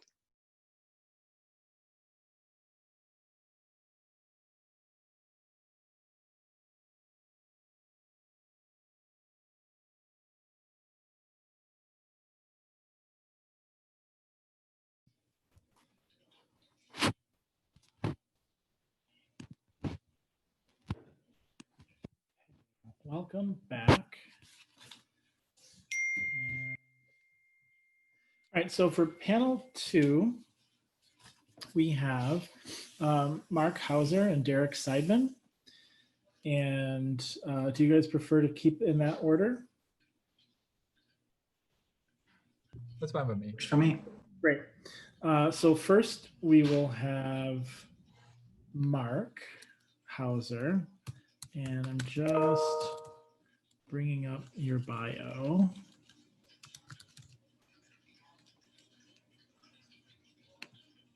Okay, sorry for the clunkiness here. I'm going through multiple screens. All right, so welcome back. If you're just joining us for this panel, this is the Danky Pawley Symposium in Print Culture History, marking 10 years of James P. Danky Fellowships for research at the Wisconsin Historical Society in print culture history. My name is Jonathan Senchyne. I'm a professor in the Information School at University of Wisconsin-Madison and also the director of the Center for the History of Print and Digital Culture. We are joined this morning from the center by Heather Waka, who is a former postdoc of the center and current administrative coordinator of the Center for the History of Print and Digital Culture, and also James Danky, who is one of the center's founders and driving force behind the James P. Danky Fellowships. In panel 1, we heard from Mia Michael and Kera Lovell about print culture and organizing in various facets. And in panel 2, we're going to hear a little bit about GI culture, print culture of military and different U.S. wars and engagements throughout the world. First up, we have Mark Hauser. Mark studies American culture and business practices of the late 19th and early 20th centuries. His dissertation, sorry, I'm going to let Mark share his screen. His dissertation, All the Comforts of Hell, Doughboys and American Mass Culture in the First World War, examined mass culture in the First World War as soldiers' welfare programs spurred developments in the production, distribution, management, development, and consumption of entertainment and consumer goods.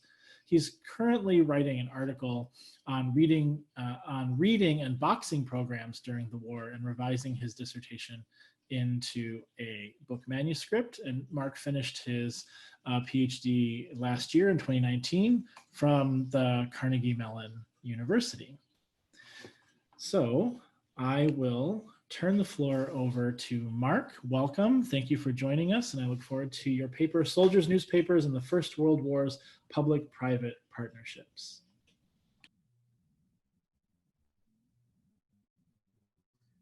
Thank you, Jonathan. Thank you both to you. Thank you to Jim and Christine for putting this all together. A lot. That's a little bit outside my area of expertise, so I was excited to learn that. Hopefully, be informative to everybody as well. Also, thank you to Heather as well for helping provide a lot of the coordination over the last few months as this all came together. As Jonathan pointed out, my work is about American soldiers in the First World War. Are going to serve as a useful case study of some of the larger points that I make, both in what was my dissertation and now as I'm revising it into a book manuscript, about the different logistical challenges that the American military and its affiliates in welfare programs and also affiliates in the American business community, the connections that develop between those three different groups of people, as well as the soldiers themselves, to create and bring mass culture really to the fore in American life. And so hopefully through today's discussion, I'll be able to show how newspapers are a very effective case study of that, and also a very effective documentary source in that process. So actually might be one of the few places where people have heard of Guy Wisniewski before. Are people familiar with Guy Wisniewski? For those who are not, Guy Wisniewski is essentially the man who founded the Stars and Stripes. In the fall of 1917, Wisniewski, who himself had already been a veteran of the armed forces, he had been a soldier in the Spanish-American War. Prior to the First World War, he was working in the New York City area for the Wheeler Syndicate as a journalist. But during the First World War, Wisniewski was one of the first soldiers who arrived in France in the autumn of 1917. When we think about America going to war in the First World War, we might think, they declare war in the spring of 1917, everybody starts to show up at that point. That's not really the case. It took a long period of time for America to build up its manpower to fight in that war. And Wisniewski is kind of one of the people arrive as kind of this new batch that's not the standing army in the autumn of 1917. He's in a role that he's not particularly excited about. He's stationed in Neufchâteau doing kind of field sensor work. He's not at the front. He feels very alienated, and he recognizes that many of the other men around him feel the same way. And one of the ideas he comes up with is to support a newspaper that could possibly span the entire military. It could cater to basically everybody serving in France. And he proposes this idea to his higher ups. They actually ultimately decide to give him a little bit of funding for this soldiers newspaper that will become the Stars and Stripes. And in the winter of 1917, 1918, he begins putting together his team that will become the Stars and Stripes. Now, unbeknownst to his sort of idea for this new news source that was going to fit the larger goals of the American military during this time period. The American government was run by sort of people with a very progressive background during this time period, people who were very concerned about the type of activities that soldiers would be doing in their downtime. And so during the First World War, there was really a concerted effort for the first time to provide a large number of positive morale building activities. Yes, there were efforts to police soldiers' behavior as well to an extreme degree, but there was a great effort to provide uplifting alternatives in the minds of the people promoting these programs. People like the YMCA, which provided roughly $161 million over the course of the war, raised from 15 million donors to support a variety of different programs. Really, we can think of what they were doing as sort of USO type work. The USO didn't come into existence until World War II, and the YMCA was the primary vehicle of a variety of different recreational and leisure activities to soldiers during the war. Newspapers, of course, then being a sort of related component of that. The American military during this time period was very large and was very diverse. Over the course of the war, roughly 5 million men served in the military, 4 million of which ultimately went over to Europe. Of those, 31% were illiterate, so they came from rural backgrounds or were immigrants themselves, so they didn't speak English fluently. 20% of the military was immigrants themselves, first generation immigrants, and 13% of the military were African Americans. So we can have a real strong sense that there were various organizations were trying to understand and cater to in their care for American soldiers. And what I would really argue then is that over the course of the First World War, as welfare administrators and the military and businessmen tried to provide recreation and leisure to American soldiers, what they were really doing was also developing solutions that were applicable not just in this narrow scope of the American military, but to American consumer and mass culture more broadly, right? The types of challenges that it took to produce a paper for hundreds of thousands of soldiers would be analogous to the types of challenges that it would take to make a paper for hundreds of thousands of American civilians. And the same thing can be true across a variety of different welfare programs. Today, we're going to use newspapers as that case study. So we'll study a couple of different areas. We'll look at procurement, distribution, management, consumption, and even sort of post-war soldiers and veterans newspapers as a part of that process.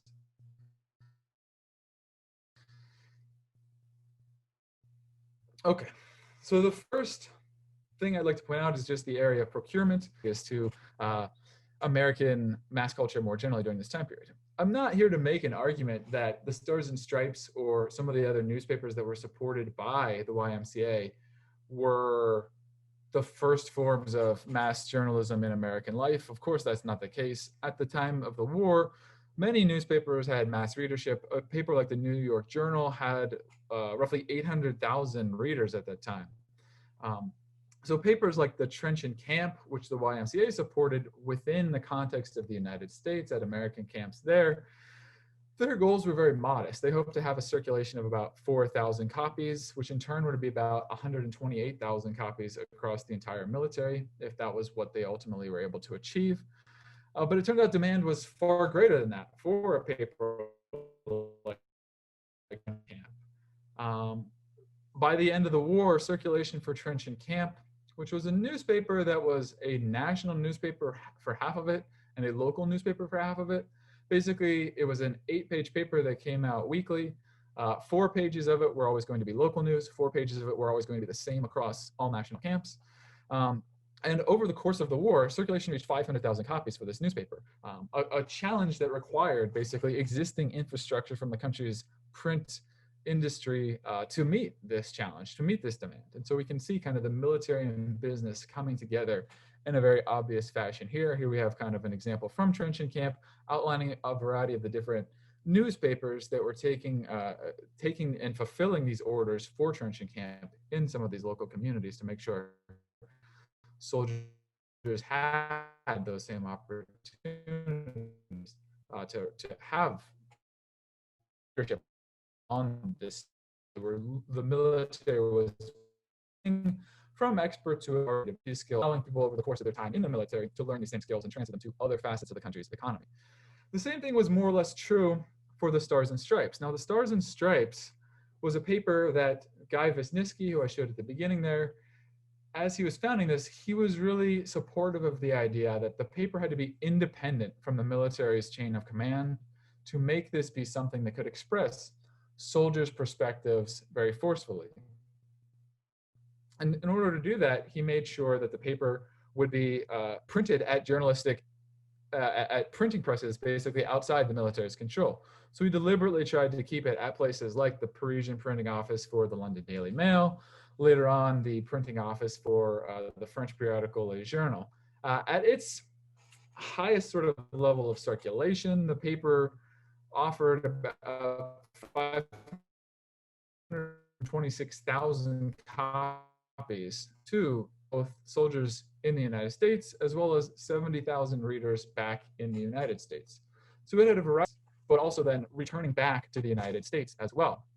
Now, soldiers' newspapers did not just undertake these processes of rapidly rescaling production themselves, they also documented these changes taking place outside of American training camps in businesses that were basically catering themselves to American soldiers.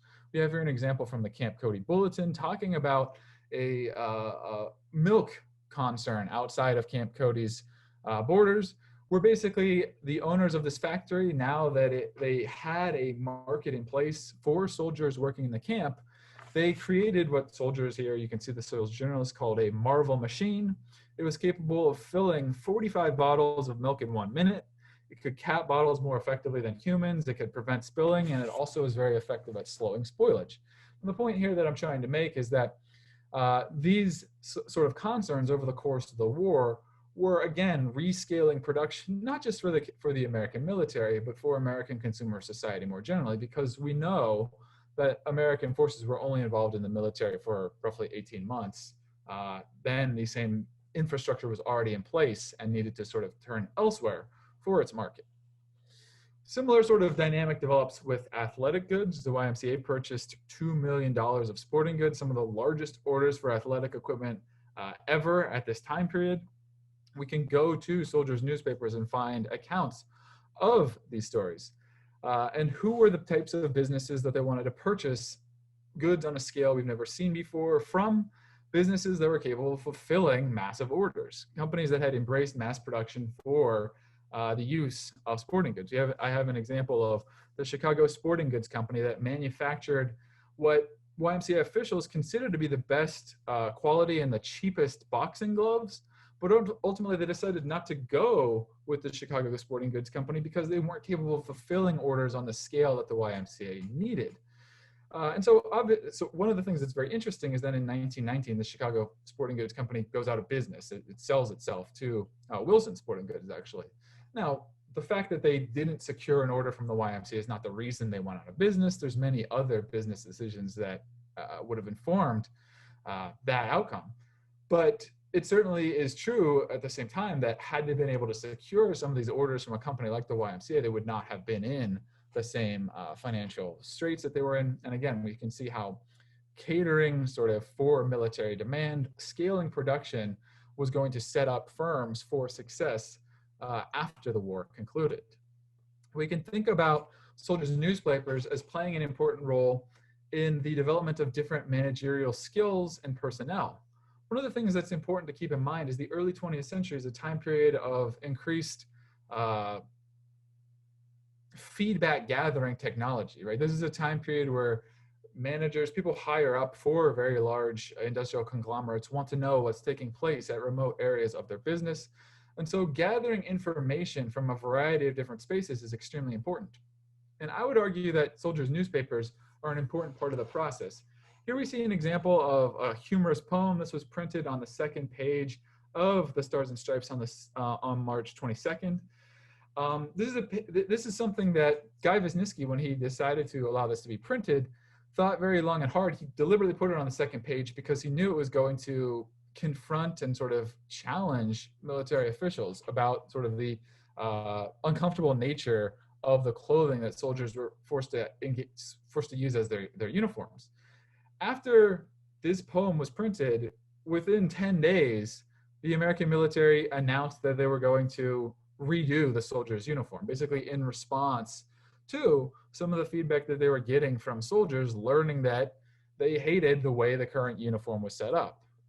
We can also think about soldiers' newspapers, being a space for celebrating soldiers' artistry that celebrates some of the consumer goods that they enjoyed during their time. I don't think I'm breaking any new ground here for people to explain and to claim that the First World War was a time when many Americans, many soldiers learned about the machine-rolled cigarette.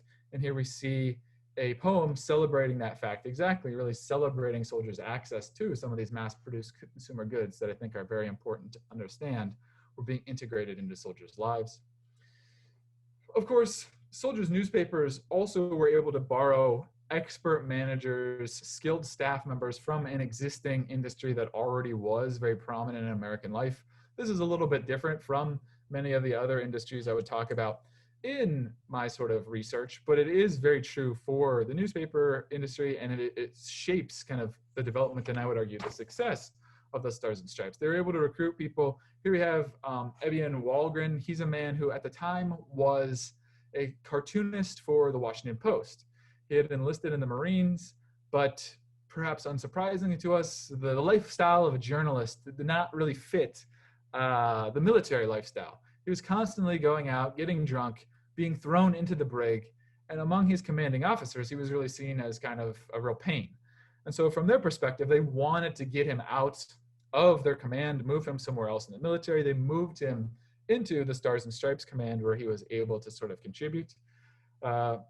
We have here an example of Mark Watson. He's somebody who was a really important figure for Wisniewski. He was a former journalist for the Chicago Tribune who helped keep the military commanders kind of off Wisniewski's back. There's also people like Harold Ross from the San Francisco Call, who we'll talk about in a minute, became very important in establishing the New Yorker. He becomes a journalist. He was also running afoul of his commanding officers for constantly trying to start a soldiers' newspaper, which became very annoying to his commanding officer. There's other major journalists of the era that very famously are part of the Stars and Stripes, people like Alexander Woolcott of the New York Times, people like Franklin Adams and Grantland Rice of the New York Tribune. So people who are really already prominent, very successful journalists during this time period. They provide then the skills to help the paper overcome many of the different distribution challenges. The paper initially tries to distribute itself through a very hierarchical fashion, following the military chain of command, down through the different ranks. That is ultimately not very successful. So people like Watson and some of the other staffers who are very prominently involved help provide a lot of different advice to help improve the circulation. They prioritize the work of circulation agents who are able to go out and work on a local level with soldiers. They also work with the French publishing firm Hachette to sort of have greater infrastructure, to use railways, to use cars, to make sure they're able to get their newspapers to soldiers around France. Somebody like Watson also is very essential in crafting an important strategy of the coupon system, which allows the newspaper to finance itself up front through the purchase of a coupon booklet, which then soldiers can redeem whenever newspapers are delivered to them piecemeal over the course of several months' time in France. Soldiers also purchase advanced addressing technology to help them reach their audiences back in the United States, scouring France, really finding the only piece of technology that is useful to help mass address periodicals, purchasing it and integrating it into their processes. One of the very pronounced areas of significance that I think is very important is the area of consumption changes. Papers like the Stars and Stripes were financed through subscriptions, as I just mentioned a moment ago, and also advertising. This is something that the Stars and Stripes was able to, editors for the Stars and Stripes were able to secure at a very low price because of personal relationships with companies like the Dorland Agency in London, and also leading publishing firms, leading advertising firms in the United States that were willing to do this work for free for the American military. But this meant that they were also then inundating American soldiers with advertisements for new products. We can see here a number of different examples from soldiers' periodicals that document those advertisements as a part of their lives. One of the important things that I will sort of wrap up with for us will be the role of cameras. Cameras, of course, are something that Kodak really wants to sell to the soldier audience. They are seen as having, marketed as having this great benefit to men who are going overseas because they'll be having this very profound, very unique moment in their lives. And so we see at this moment, in spite of the fact that cameras actually fly in the face of the military's rules, soldiers actually really consume these in a large number because they have such a great benefit to them and to their lives. We actually see papers like the Stars and Stripes, which print, official warnings to soldiers that cameras are actually against the military's rules because they will be providing potential intelligence leaks to the German army. They actually also were printing advertisements for camera shops and camera accessories that soldiers can get for their cameras, even in later issues after it's also going ahead and warning soldiers about the dangers. Soldiers newspapers also play an important role in circulating the idea of insurance, which I'm happy to get to in the Q&A portion of our talk.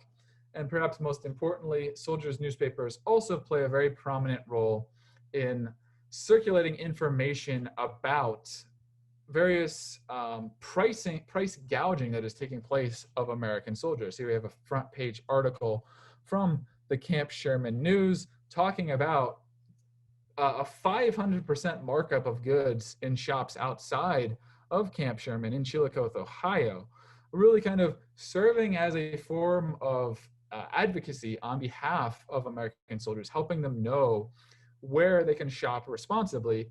If we think about American consumer society more broadly during this time period, 85% of American consumers are understood to be women. So this is really seen as a great benefit to male consumers during this time period to be able to help them understand where they are able to find goods very affordably. So I'll wrap up there. I know I'm running short on time. If you have any questions kind of about some of the changes that take place in the aftermath in terms of veterans newspapers, I'd be happy to talk about that during the Q&A time. Really kind of in conclusion, Guy Wisniewski was a figure who believed that basically the Stars and Stripes was a military newspaper, and he, even though he was offered hundreds of thousands of dollars when he returned to the United States to start another newspaper maintaining the Stars and Stripes brand, he rejected that idea, feeling that it was best to kind of let sleeping dogs lie, leave this as a military publication. But I would really argue that Wisniewski is overlooking the larger legacy that papers like the Stars and Stripes are demonstrating because of the various aspects in American business history that are changing with the Soldiers newspaper, and the various changes in American business history that Soldiers newspapers are also documenting. Thank you. Thank you so much, Mark, for that talk.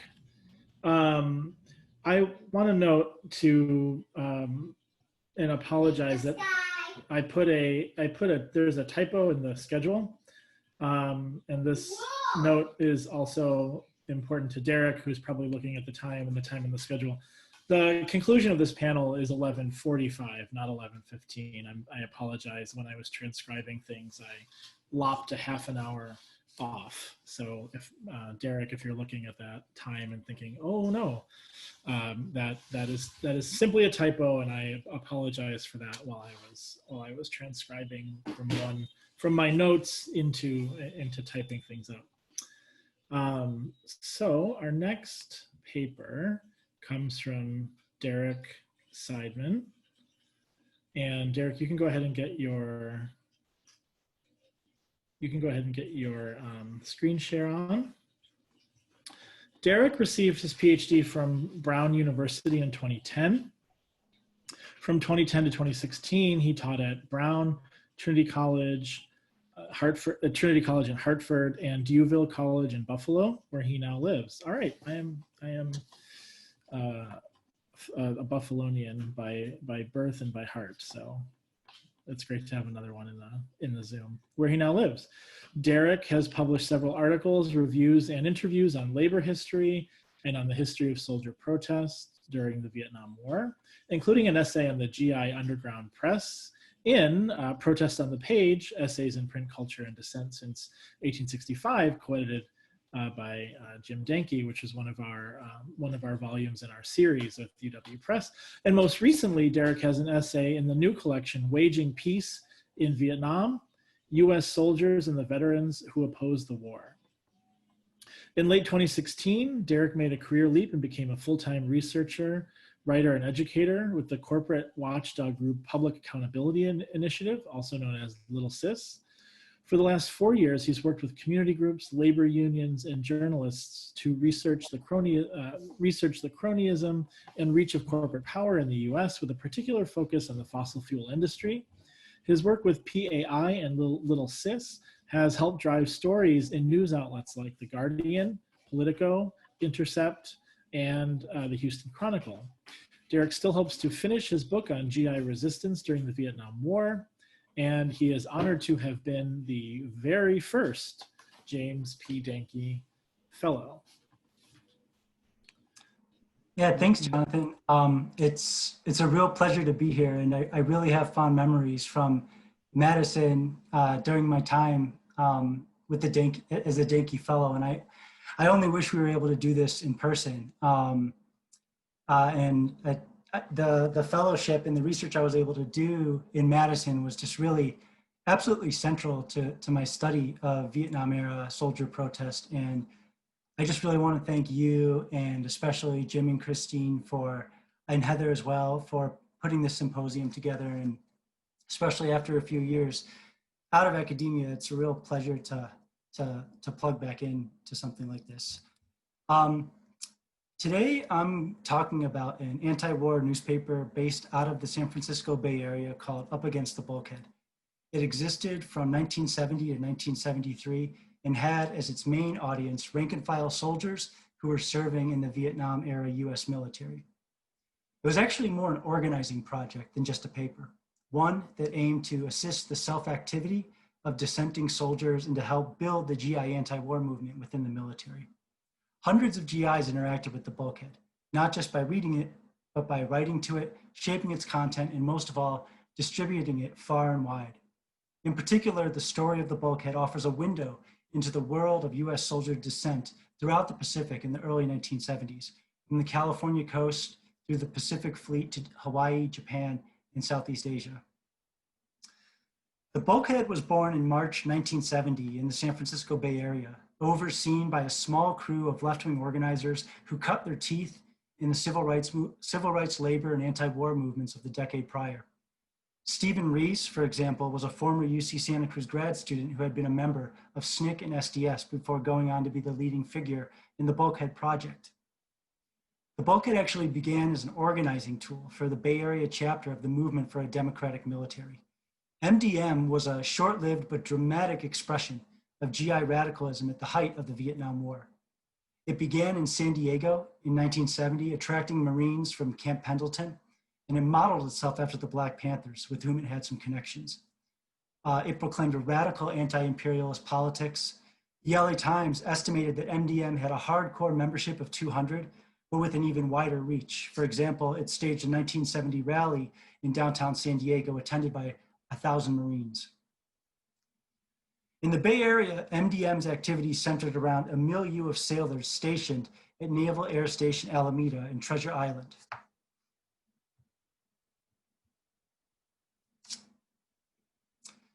The Bulkhead's very first issue shows its ties to MDM and offers a sense of the paper's politics and tone. On its cover was a huge octopus coming out of the water, an MDM sailor's cap on its head, its tentacles wrapped around the USS America with a K. It carried stories about local GI organizing the Bulkhead Group was involved in, along with the group's 12-point program, which included demands like the abolition of the class structure of the military and the freeing of all political prisoners. Overall, the narrative of the Bulkhead was promoting was clear. A burgeoning radical spirit of militancy was overtaking the Navy, and you, the reader, should plug in. MDM was just one expression of a vibrant global wave of US soldier anti-war resistance that arose in the mid to late 1960s and lasted until the end of the Vietnam War. Much of this was inchoate and unorganized, made up of everything from donning peace medallions to refusing orders and avoiding combat in Vietnam. But its semi-organized expression was known as the GI movement, a collective effort by soldiers, veterans, and civilian organizers to promote anti-war rebellion within the military. The GI movement operated through off-base coffee houses, dozens of underground newspapers, a range of GI organizations, and civilian and legal support groups. So when MDM and the Bulkhead arose in 1970, they saw themselves as local parts of a much wider GI anti-war organizing effort. Papers like the Bulkhead were also at the heart of the GI movement. Dozens, if not hundreds, of these underground rags flourished during the Vietnam War, and you see some of them here. They were inspired by the 1960s alternative press, widely written about by Jim Danky, and carried oppositional news about the war, tales of heroic GI protest, cartoons that mocked the military brass, denunciations of racism and imperialism, and information on where soldiers could get legal help and counseling. They had titles like Liberated Barracks and Fun Travel Adventure, which was a play on the Army's recruitment slogan, whose acronym FTA, GIs widely subverted into fuck the Army. The papers spoke the satiric language of the military's rank and file, and most of all, through consuming, distributing, and interacting with the GI underground press, thousands of soldiers helped spread the GI movement across the world. The story I want to focus on with the bulkhead, though, isn't just around MDM. In June 1970, after just a few months of activity, the Bay Area MDM branch essentially collapsed after a few transfers and discharges of core members. So the bulkhead was left as, quote, a civilian group with no organized movement to support it, as Steve Rees remembered. So with its local focus in disarray, what next? A big shift in the nature of the war provided the context for the bulkhead's next move.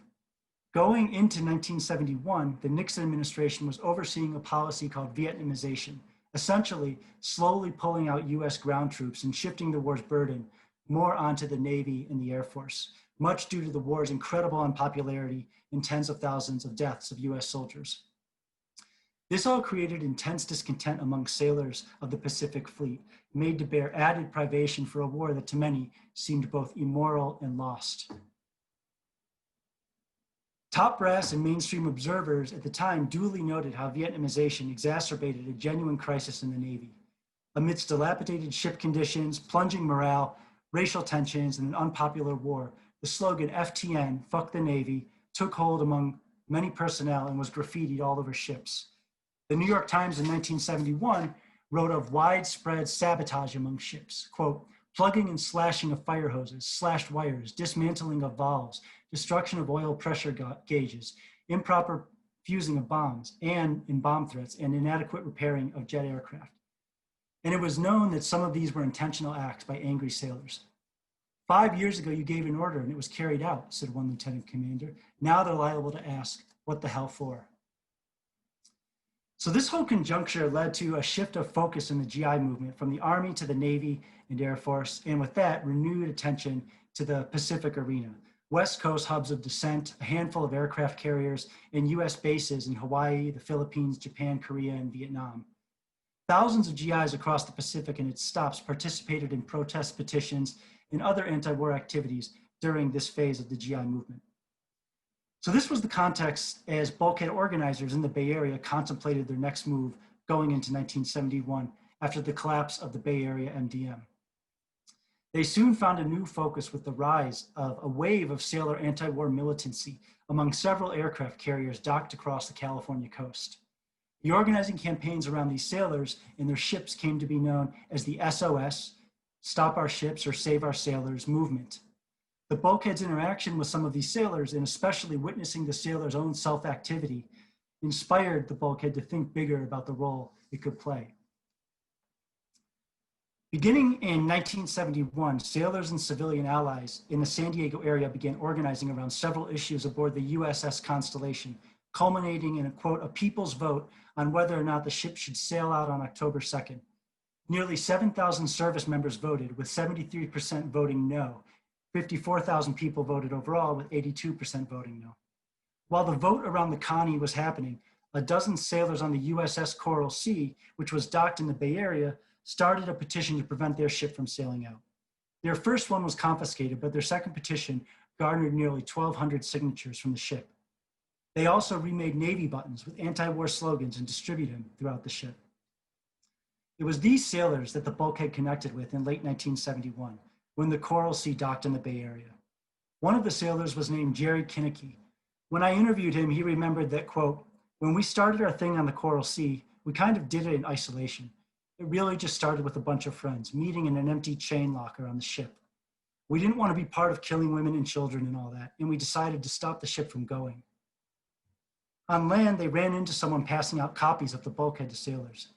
The first that we had met anybody in the protest arena was when we came back from the sea trials, and I walked onto the dock and people from the bulkhead were there, said Kinnicky. So from there, we went and met with bulkhead staff. They offered up some of their space for us to do our stuff. Unlike some left sectarians bent on recruitment, the bulkhead people, quote, wanted to hear what we wanted to do. They said, this is your protest, this is your thing, and what you're trying to do. We're here to help and support.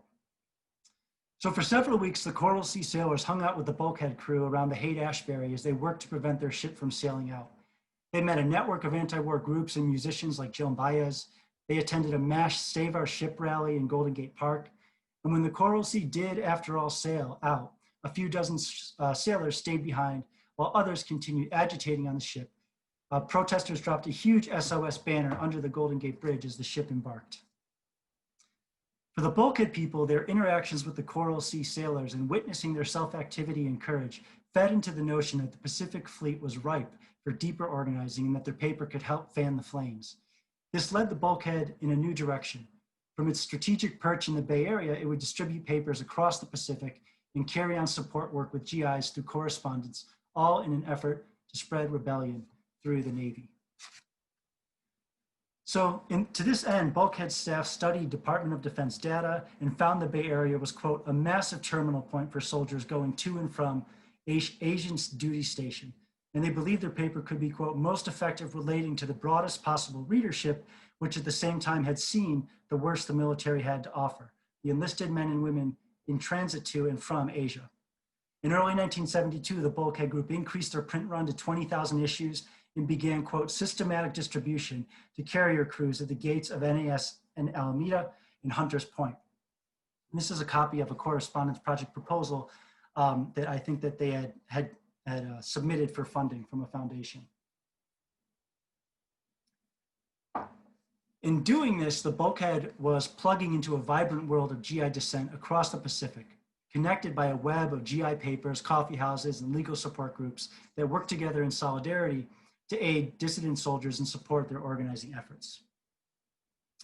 One of the most interesting facets of the Bulkhead project during this time was its correspondence project, with individual GIs and small group cells across the Pacific bases and Navy ships. Steve Rees and the Bulkhead people set up a distribution system whereby, along with efforts to hawk papers to GIs in the Bay Area, they mailed out USO packages of buttons, stickers, and papers and shared news on the GI movement. Their allies helped out too. Clark Smith, the editor of the very successful GI paper, The Ally, hooked them up with contacts in Vietnam and the Western Pacific, while groups like the Pacific Counseling Center, which was also active across the Western Pacific, became, quote, natural distribution channels for the Bulkhead. For the editors of the Bulkhead, the correspondence project aimed to build the GI movement by, quote, breaking down GI's isolation from their civilian friends and the anti-war struggle. These letters, which the Danky Fellowship helped me research, offer windows into how GIs across the Pacific, as well as everywhere else, tried to organize on ships and bases, held meetings below deck, staged petition drives, distributed papers, and how civilian organizers back in California offered various forms of aid and support. So for example, and I'll spend the remainder of my talk just talking about some of these letters. Several letters to the Bulkhead from Coral Sea sailors described continued protest efforts on their ship. Some sailors took over the ship printing press and distributed 400 copies of their own paper until they were caught. One, quote, brother earned, quote, 10 days in the brig while he delivered a petition to try to ease the hassle we get to Navy Secretary Chafee when he visited the ship, while another reported that sailors had carried out, quote, several successful meetings where they laid out some nice plans in late 1971. Then when the New York Times reporter was visiting the ship in January 1972, self-described members of the SOS movement, quote, managed to contact about 150 brothers about meeting with them the next day. At the designated time, approximately 50 enlisted men donning hairbands and other countercultural garb were on hand to express their anti-war beliefs. And I'm going in and out of quotes here. They clapped and sang Country Joe and the Fish's anti-war anthem, Fixing to Die Rag, and then discussed with the reporter, quote, the war and our involvement in it, assorted hassles, freedom of speech aboard the ship, and living conditions. Others described the crashing morale felt by many in the Navy. A sailor from the USS Dennis J. Buckley wrote in June 1971 that he had spent 62 straight days at sea and, quote, morale had plummeted to zero. The hectic tempo of operations on the ship was, quote, being compounded by the command's blind attempts to meet their commitments, and in spite of the crew's mental and physical fatigue, a 27-year-old engineering plant and the overriding belief through the ship that we are doing the unconscionable. Several crewmen had refused to sail and, quote, more will refuse next time we pull in. Some letters describe the mischief on the ships, like the one from the sailor who plastered his with FTN stickers sent by the bulkhead. Quote, I have them on the walls where we eat their shitty food, in the barber shop waiting area, and on the bulletin boards, he wrote. The anti-war message was also spread other ways. Another bulkhead contact who worked in the laundry on the USS Oriskany, for example, offered to stuff papers in soldiers' clothes. He also noted that, quote, some pilots are ditching their bombs in harmless places, offering real-time anecdotes about the widespread belief that some US pilots intentionally avoided their bombing missions. This was echoed by another GI aboard the USS Midway named Dan Arriaga, who claimed that, quote, parts of bombs are being thrown over the side of the ship and that, quote, fires were started here and high temperature alarms were set off in several compartments when troops were told their Vietnam tour might be extended. Arriaga also shared that 16 Midway GIs wrote a shared letter that they all signed to President Nixon that protested the war, among other efforts he was involved in. Please just let me know when I have 5 minutes left too, because I'm cruising along here. Dan Arriaga's correspondence with the bulkhead is illustrative of the dynamic and decentralized ways that GI papers facilitated troop protest. Arriaga's first contact with the bulkhead, which you see here, after a chance encounter with the paper, led to a correspondence that lasted nearly a year, with the bulkhead sending him a slew of papers, pamphlets, and buttons, and Arriaga sending missives about his organizing efforts. And you can see at the bottom of the correspondence project paper here, the different materials that the bulkhead was sending, the letters back and forth and their dates and so on. I'll end with another example of how the bulkhead offered a window into GI protest in the Western Pacific. The bulkhead kept up correspondence with several GIs stationed in Yokosuka, Japan. Japan was a hotspot for GI resistance. By late 1970, 9 locally produced troop papers circulated alongside at least one coffee house in different legal aid groups, with an influential Japanese anti-war group called Behiran aided. It was aiding U.S. deserters and supporting GI organizing efforts. I should also say that the historian Simeon Mann, in his book Soldiering for Empire, has a great last chapter on sort of like a transnational stories about the interaction between U.S. GIs and labor and anti-imperialist and anti-occupation movements in Hawaii, the Philippines, and Japan. John Henry Chiarmonte and Chris Garicki, stationed at Kamasia Naval Radio Receiver Facility, received packages of papers, pamphlets, and buttons to distribute. Garicki corresponded with the bulkhead throughout 1971. In February, he reported that, quote, quite a few papers have already been passed out and that troops would, quote, glad to receive something else to read besides Stars and Stripes. His letter, like many others sent to the GI Underground Press, was co-signed by several other soldiers.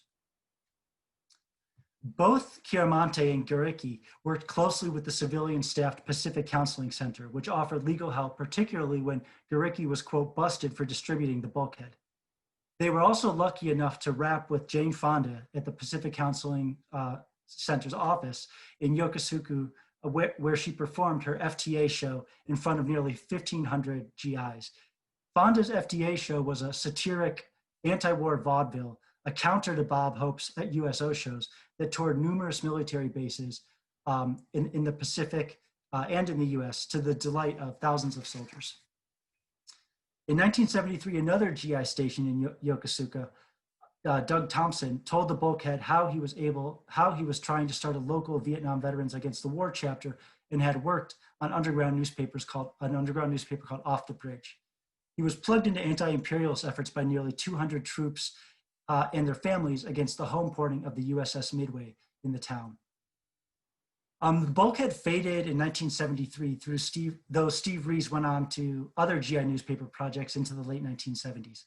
The bulkhead project, the paper itself, the correspondence surrounding it, the organizing efforts tied to it, all of which I've just been able to really skim the surface of here, show how the GI Underground Press offers unique access to the granular examples of the otherwise lost world of widespread soldier protest during the Vietnam War.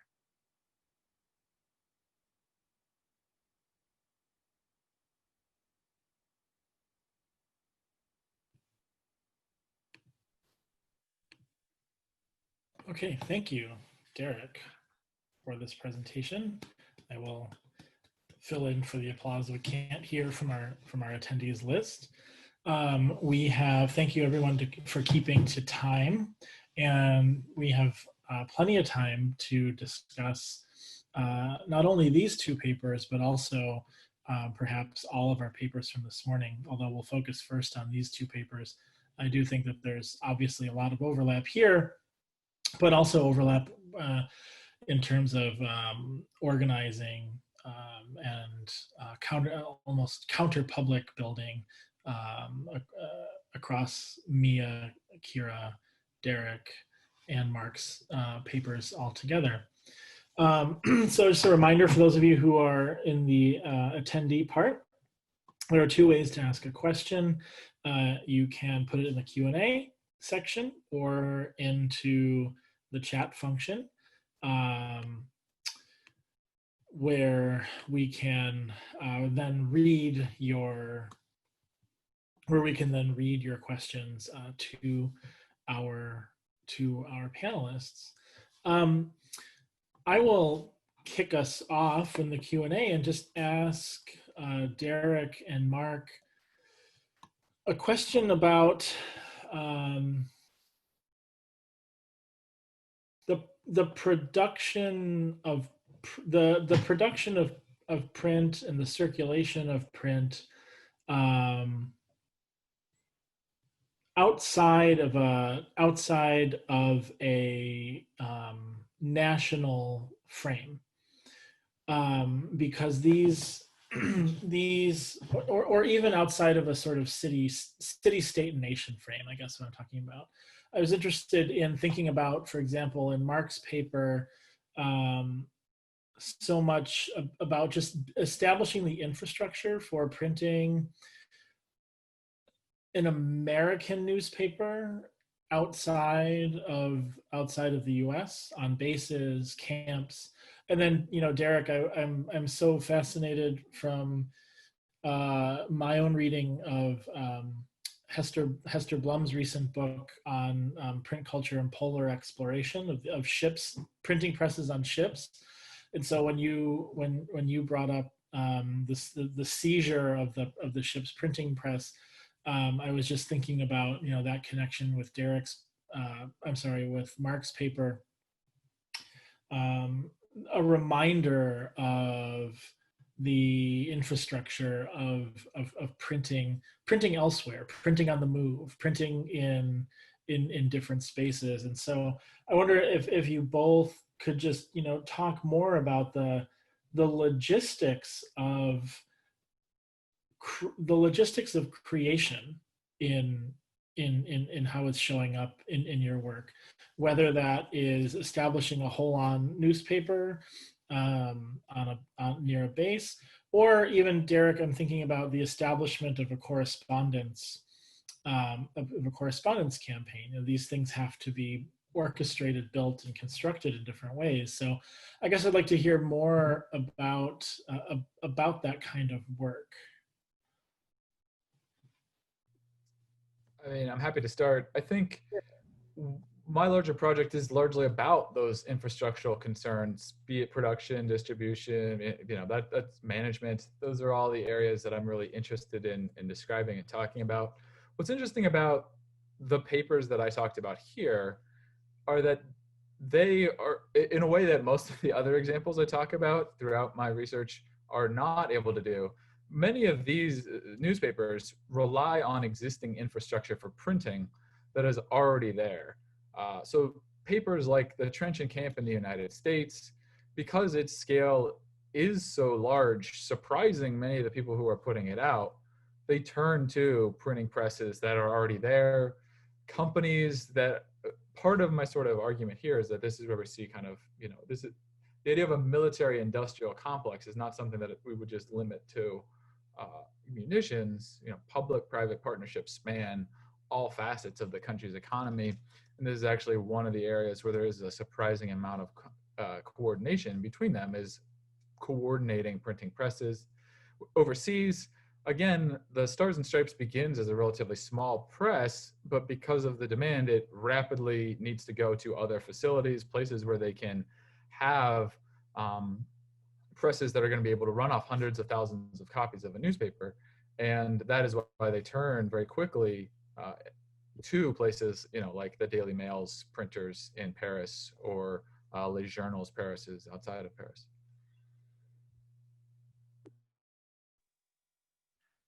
Yeah, it was really fascinating and kind of thrilling for me to read in letters about how sailors were taking over the printing presses on their ships. I mean, these ships are enormous. Like there's thousands of military personnel on them, and they have printing presses to put together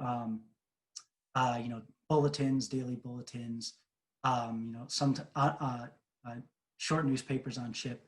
And there was at least one or two instances I've come across here, and then sort of urban legend stuff that I've heard from talking to people about this happening. And I think that was one way that soldiers were able to organize themselves on ships. I think also in terms of the infrastructure, having a really well-connected, vibrant alliance really across the kind of circuits of the presence of the U.S. military in the Pacific, but not just the Pacific. It was also in the continental U.S., in Europe. The major hubs of U.S. military presence during the era of the U.S. war in Vietnam.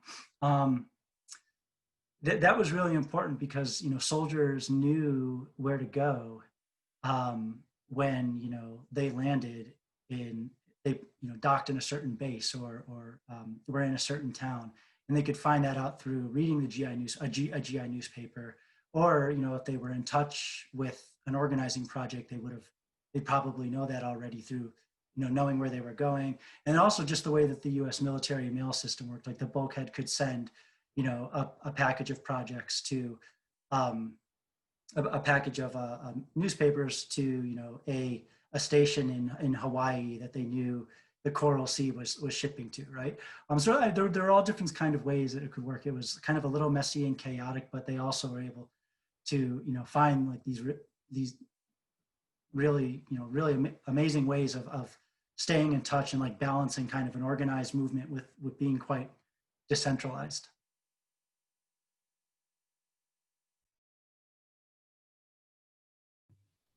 Sorry, I was humming with agreement, but I was on mute.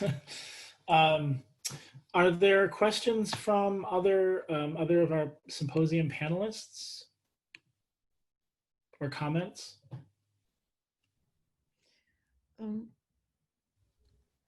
I would like to ask Mark about photography. You said there was a very tensions dimension there. Can you elaborate more about what you couldn't say in the paper because of time? Sure, yeah. So one of the things that's really striking when you go to a lot of different archives catering to soldiers, for example, like while I was in Wisconsin, right, I went down across town to the Wisconsin Veterans Museum, right, one of the very large veterans museums. And you go there, and the collections oftentimes have not just soldiers' letters and diaries, but there's all these photographs that are in there as well. And so it stands out, you have some of the sort of traditional one-man portrait kind of there, but then there's also a variety of other collections that'll just have these really tiny photographs that don't really make a lot of sense. There's not really any captions on the back of them. Clearly they were taken during soldiers' times in the military. But as I started exploring that, I was kind of like, what are all these different tiny little photographs? And they're all these kind of like the product, the finished product of these very small Kodak cameras. There were Kodak, the Vest Pocket camera was a relatively new Kodak product that had come out maybe 5 years before the war began. They marketed this to soldiers very extensively. And so it's one thing to market a product, right? Of course, Kodak thinks that there's a market out there for these goods, but you can actually see very definitively that this is a product that soldiers actually really do use quite extensively during their service. On the one hand, the military does not want soldiers to be using them because they have very obvious intelligence implications, right? Soldiers should not be taking pictures of the French countryside where there are military bases, because if they fall into the wrong hands, or even if they are up to nefarious things, they want to give these to the German military themselves, that's a problem for the military. But Kodak cameras are, best pocket size. They are small, they are compact, they are easy to move around, easy to maneuver. That is the selling point of them. And soldiers use them very extensively. And so, like I said before, one, we know this through the print media of things like the Stars and Stripes, because in addition to promoting these ideas, they're also promoting places where soldiers can buy these cameras. But we also know this through just kind of the historical record of going to archives, where there are all of these different archival materials that are soldiers' personal photographs that are documenting life of the French countryside as soldiers are marching forward. There are very photographs that really jump out to me that are handheld photographs that soldiers must have taken while shells are falling on them, right? So again, documenting, using these tools, these consumer goods, that are being rescaled, finding a new market in some sense, because they have a very specific, very profound meaning to soldiers and to men during this time period. Thank you. Great, thanks. Are there other questions from the panelists or comments from other panelists? Well, one comment that I wanted to make after hearing all four of these papers, one after the other, and a little bit of a question, is that I'm struck at how the fellows who have been attracted to the Danky Fellowship are interested in and able to do research in the uses of print to create not necessarily just counterculture, but counterpublics, arrays of readers who find themselves arranged otherwise against normative communities or normative mainstream media outlets. And I see that in also the access to countercultural print or counterpublic making print that our fellows have worked with at Wisconsin Historical Society, and this is in a way an echo of the collecting work and the collections development work that Jim did during his long career at the Wisconsin Historical Society. WHS has always been incredibly strong since its founding in the late 19th century in newspapers and periodicals. And Jim was, of course, a serials librarian at WHS, and so we boast one of the most complete collections of American periodicals in the United States. I think second only to the Library of Congress. And so, of course, we've had great success in supporting the research of folks who are interested in periodicals. But I'm also struck by the way that Jim collected alternative print culture and periodicals or serials that were produced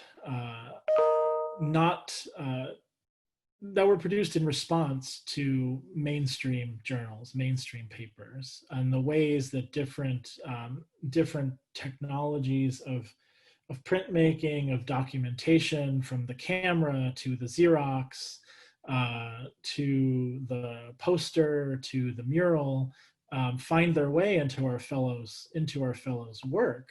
And I just wanted to kind of signal the way that work of collection development and the conscious work of collecting alternative print culture has now allowed years, decades later, different kinds of research and a kind of polyvocality between mainstream print sources or newspapers and this sort of rich archive of material that is in some ways in response to it, and in some ways in distinction to it, in that it's trying to organize a different kind of community than mainstream print is.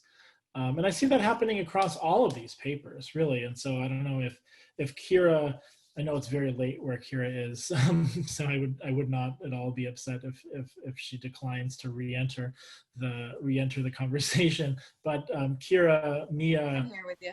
oh, okay, Kera, Mia, Derek, and Mark. I don't know if my somewhat disorganized comments on the way that the collections at WHS work differently than perhaps other collections that you've seen, or enabled different things in your thinking than other collections that you've seen. For sure, I can easily respond to that as far as that I was drawn to the collections at the Wisconsin Historical Society mainly because they offered such a wide perspective of countercultural movements. It was actually quite amazing because a lot of other archives that I went to, for example, like, the Bentley Historical Society, other archives were specific to specific cities. And this one enabled me to, it's honestly sometimes just a little bit of like finding an address on the bottom of a poster and like finding this little bit of address and sort of seeing the wide expanse, or seeing in Madison reprints of Berkeley posters. So yeah, I actually thought that the sort of wide diversity was unlike something I had seen at other archives. That was very interesting in its scope.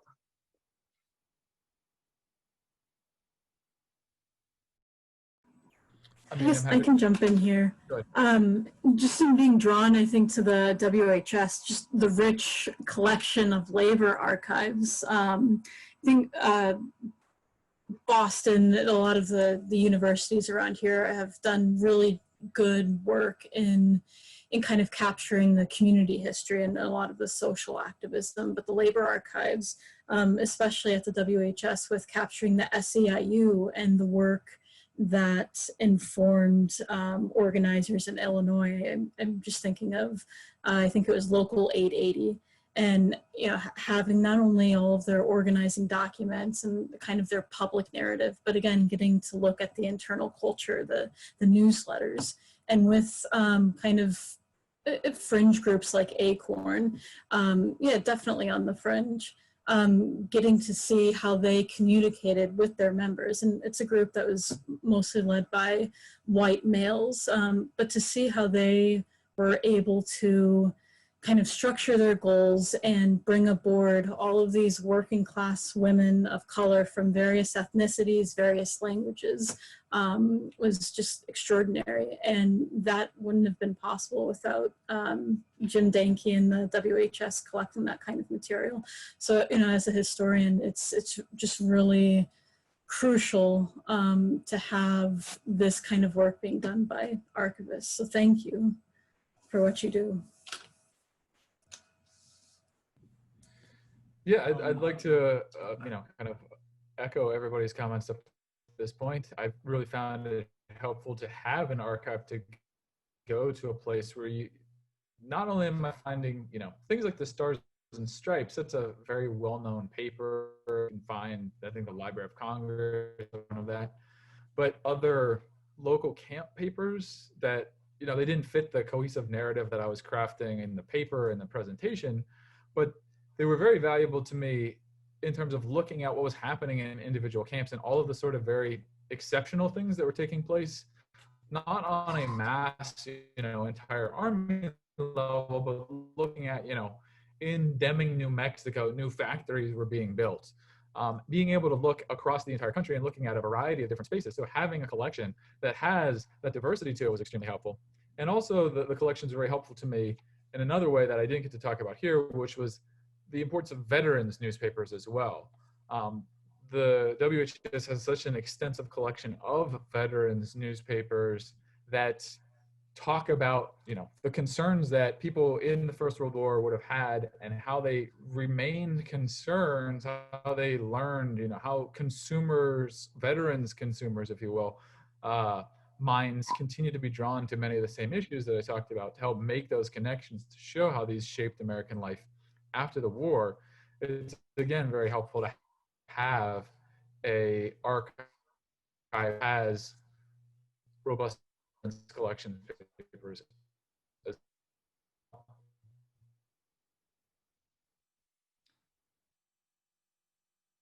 Yeah, I was just gonna. I mean, I can skip if we want to move on to other questions.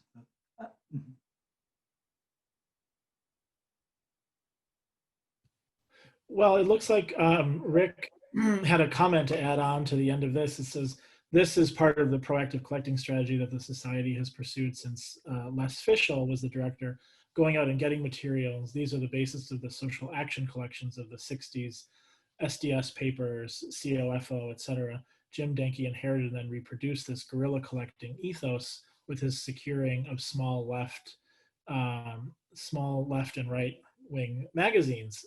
It also collects the labor collections Mia mentioned, the UPWA Oral History Project in the mid 1980s. Thank you for the comment.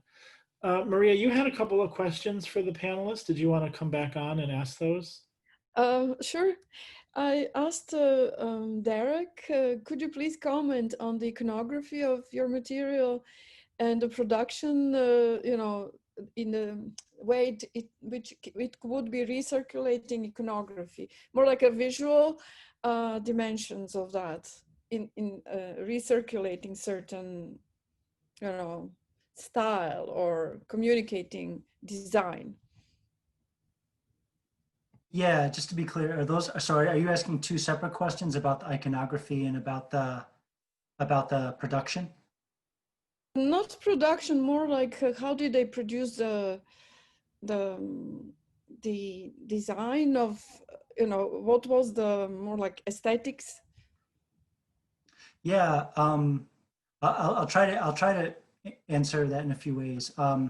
So one of the things that's really interesting is that the GI newspapers, they had a lot, especially the more locally you got, they had a lot of original material. Soldiers would write, they would do cartoons. They'd have, you know, local civilian as well as active duty and veteran organizers would write articles. But there was also an awful lot of borrowing from each other, not just from other GI newspapers, which they did all the time, but from the underground press more generally. And a lot of the sort of like, you know, countercultural visuals in the papers, you know, were really things that were just shared all over, shared and morphed from paper to paper. You know, I think there was like several, you know, big categories of iconography, which I probably can't talk about them all, but some that struck me immediately are just like, there's a lot of a sort of a narrative image about the sort of heroic GI and resistance,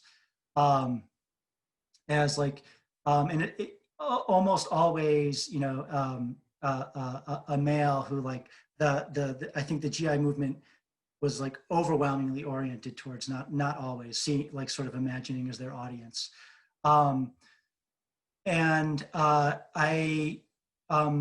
So you'd have a lot of these images of like, you know, groups of GIs, often like interracial, raising their fists, or, you know, sort of cartoons that paint pictures of like GIs in resistance, like getting one over on their officers or the brass. And it was supposed to be sort of like humorous too. There was a lot of like sort of kind of scathing satire of the military's class structure in particular. So, you know, there's more things, but those are a few things that come to mind.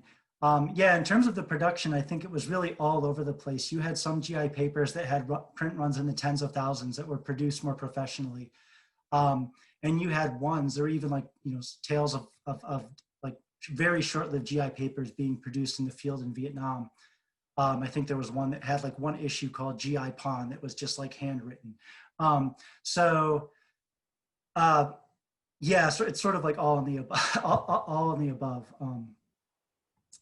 Thank you. This is exactly what I asked, and okay.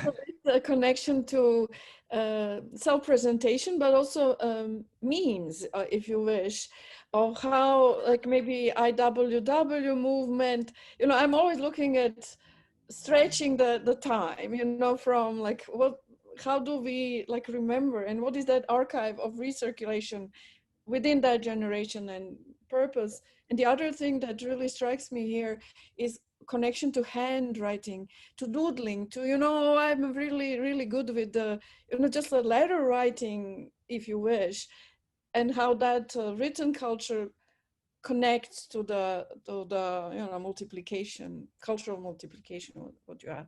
Thank you very much. It's very exciting. Thanks.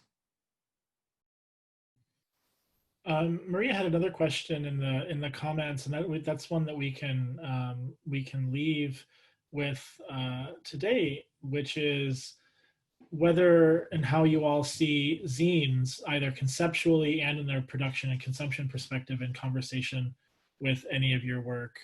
And that, I think, partially overlaps with Maria's last question as well. But do you see connections with various aspects of zine culture with anything that you're working on or looking at? I would say definitely mine. I know that that is not phrases that they would use, but I mean, definitely as far as like the teach-in pamphlet, different types of, even if it's like fundraising things, for example, like recipe books and art things. So I think you can definitely see some seeds of it. I wouldn't make, I'm not a scholar of zines, so I wouldn't be so brave as to be like, there's clear parallels with what you can see, but definitely roots of the collaborative, creative culture, ephemeral print culture, also at the same time wanting to archive those things, like have a people's historian of these artifacts. So yeah, so definitely some seeds in what I researched.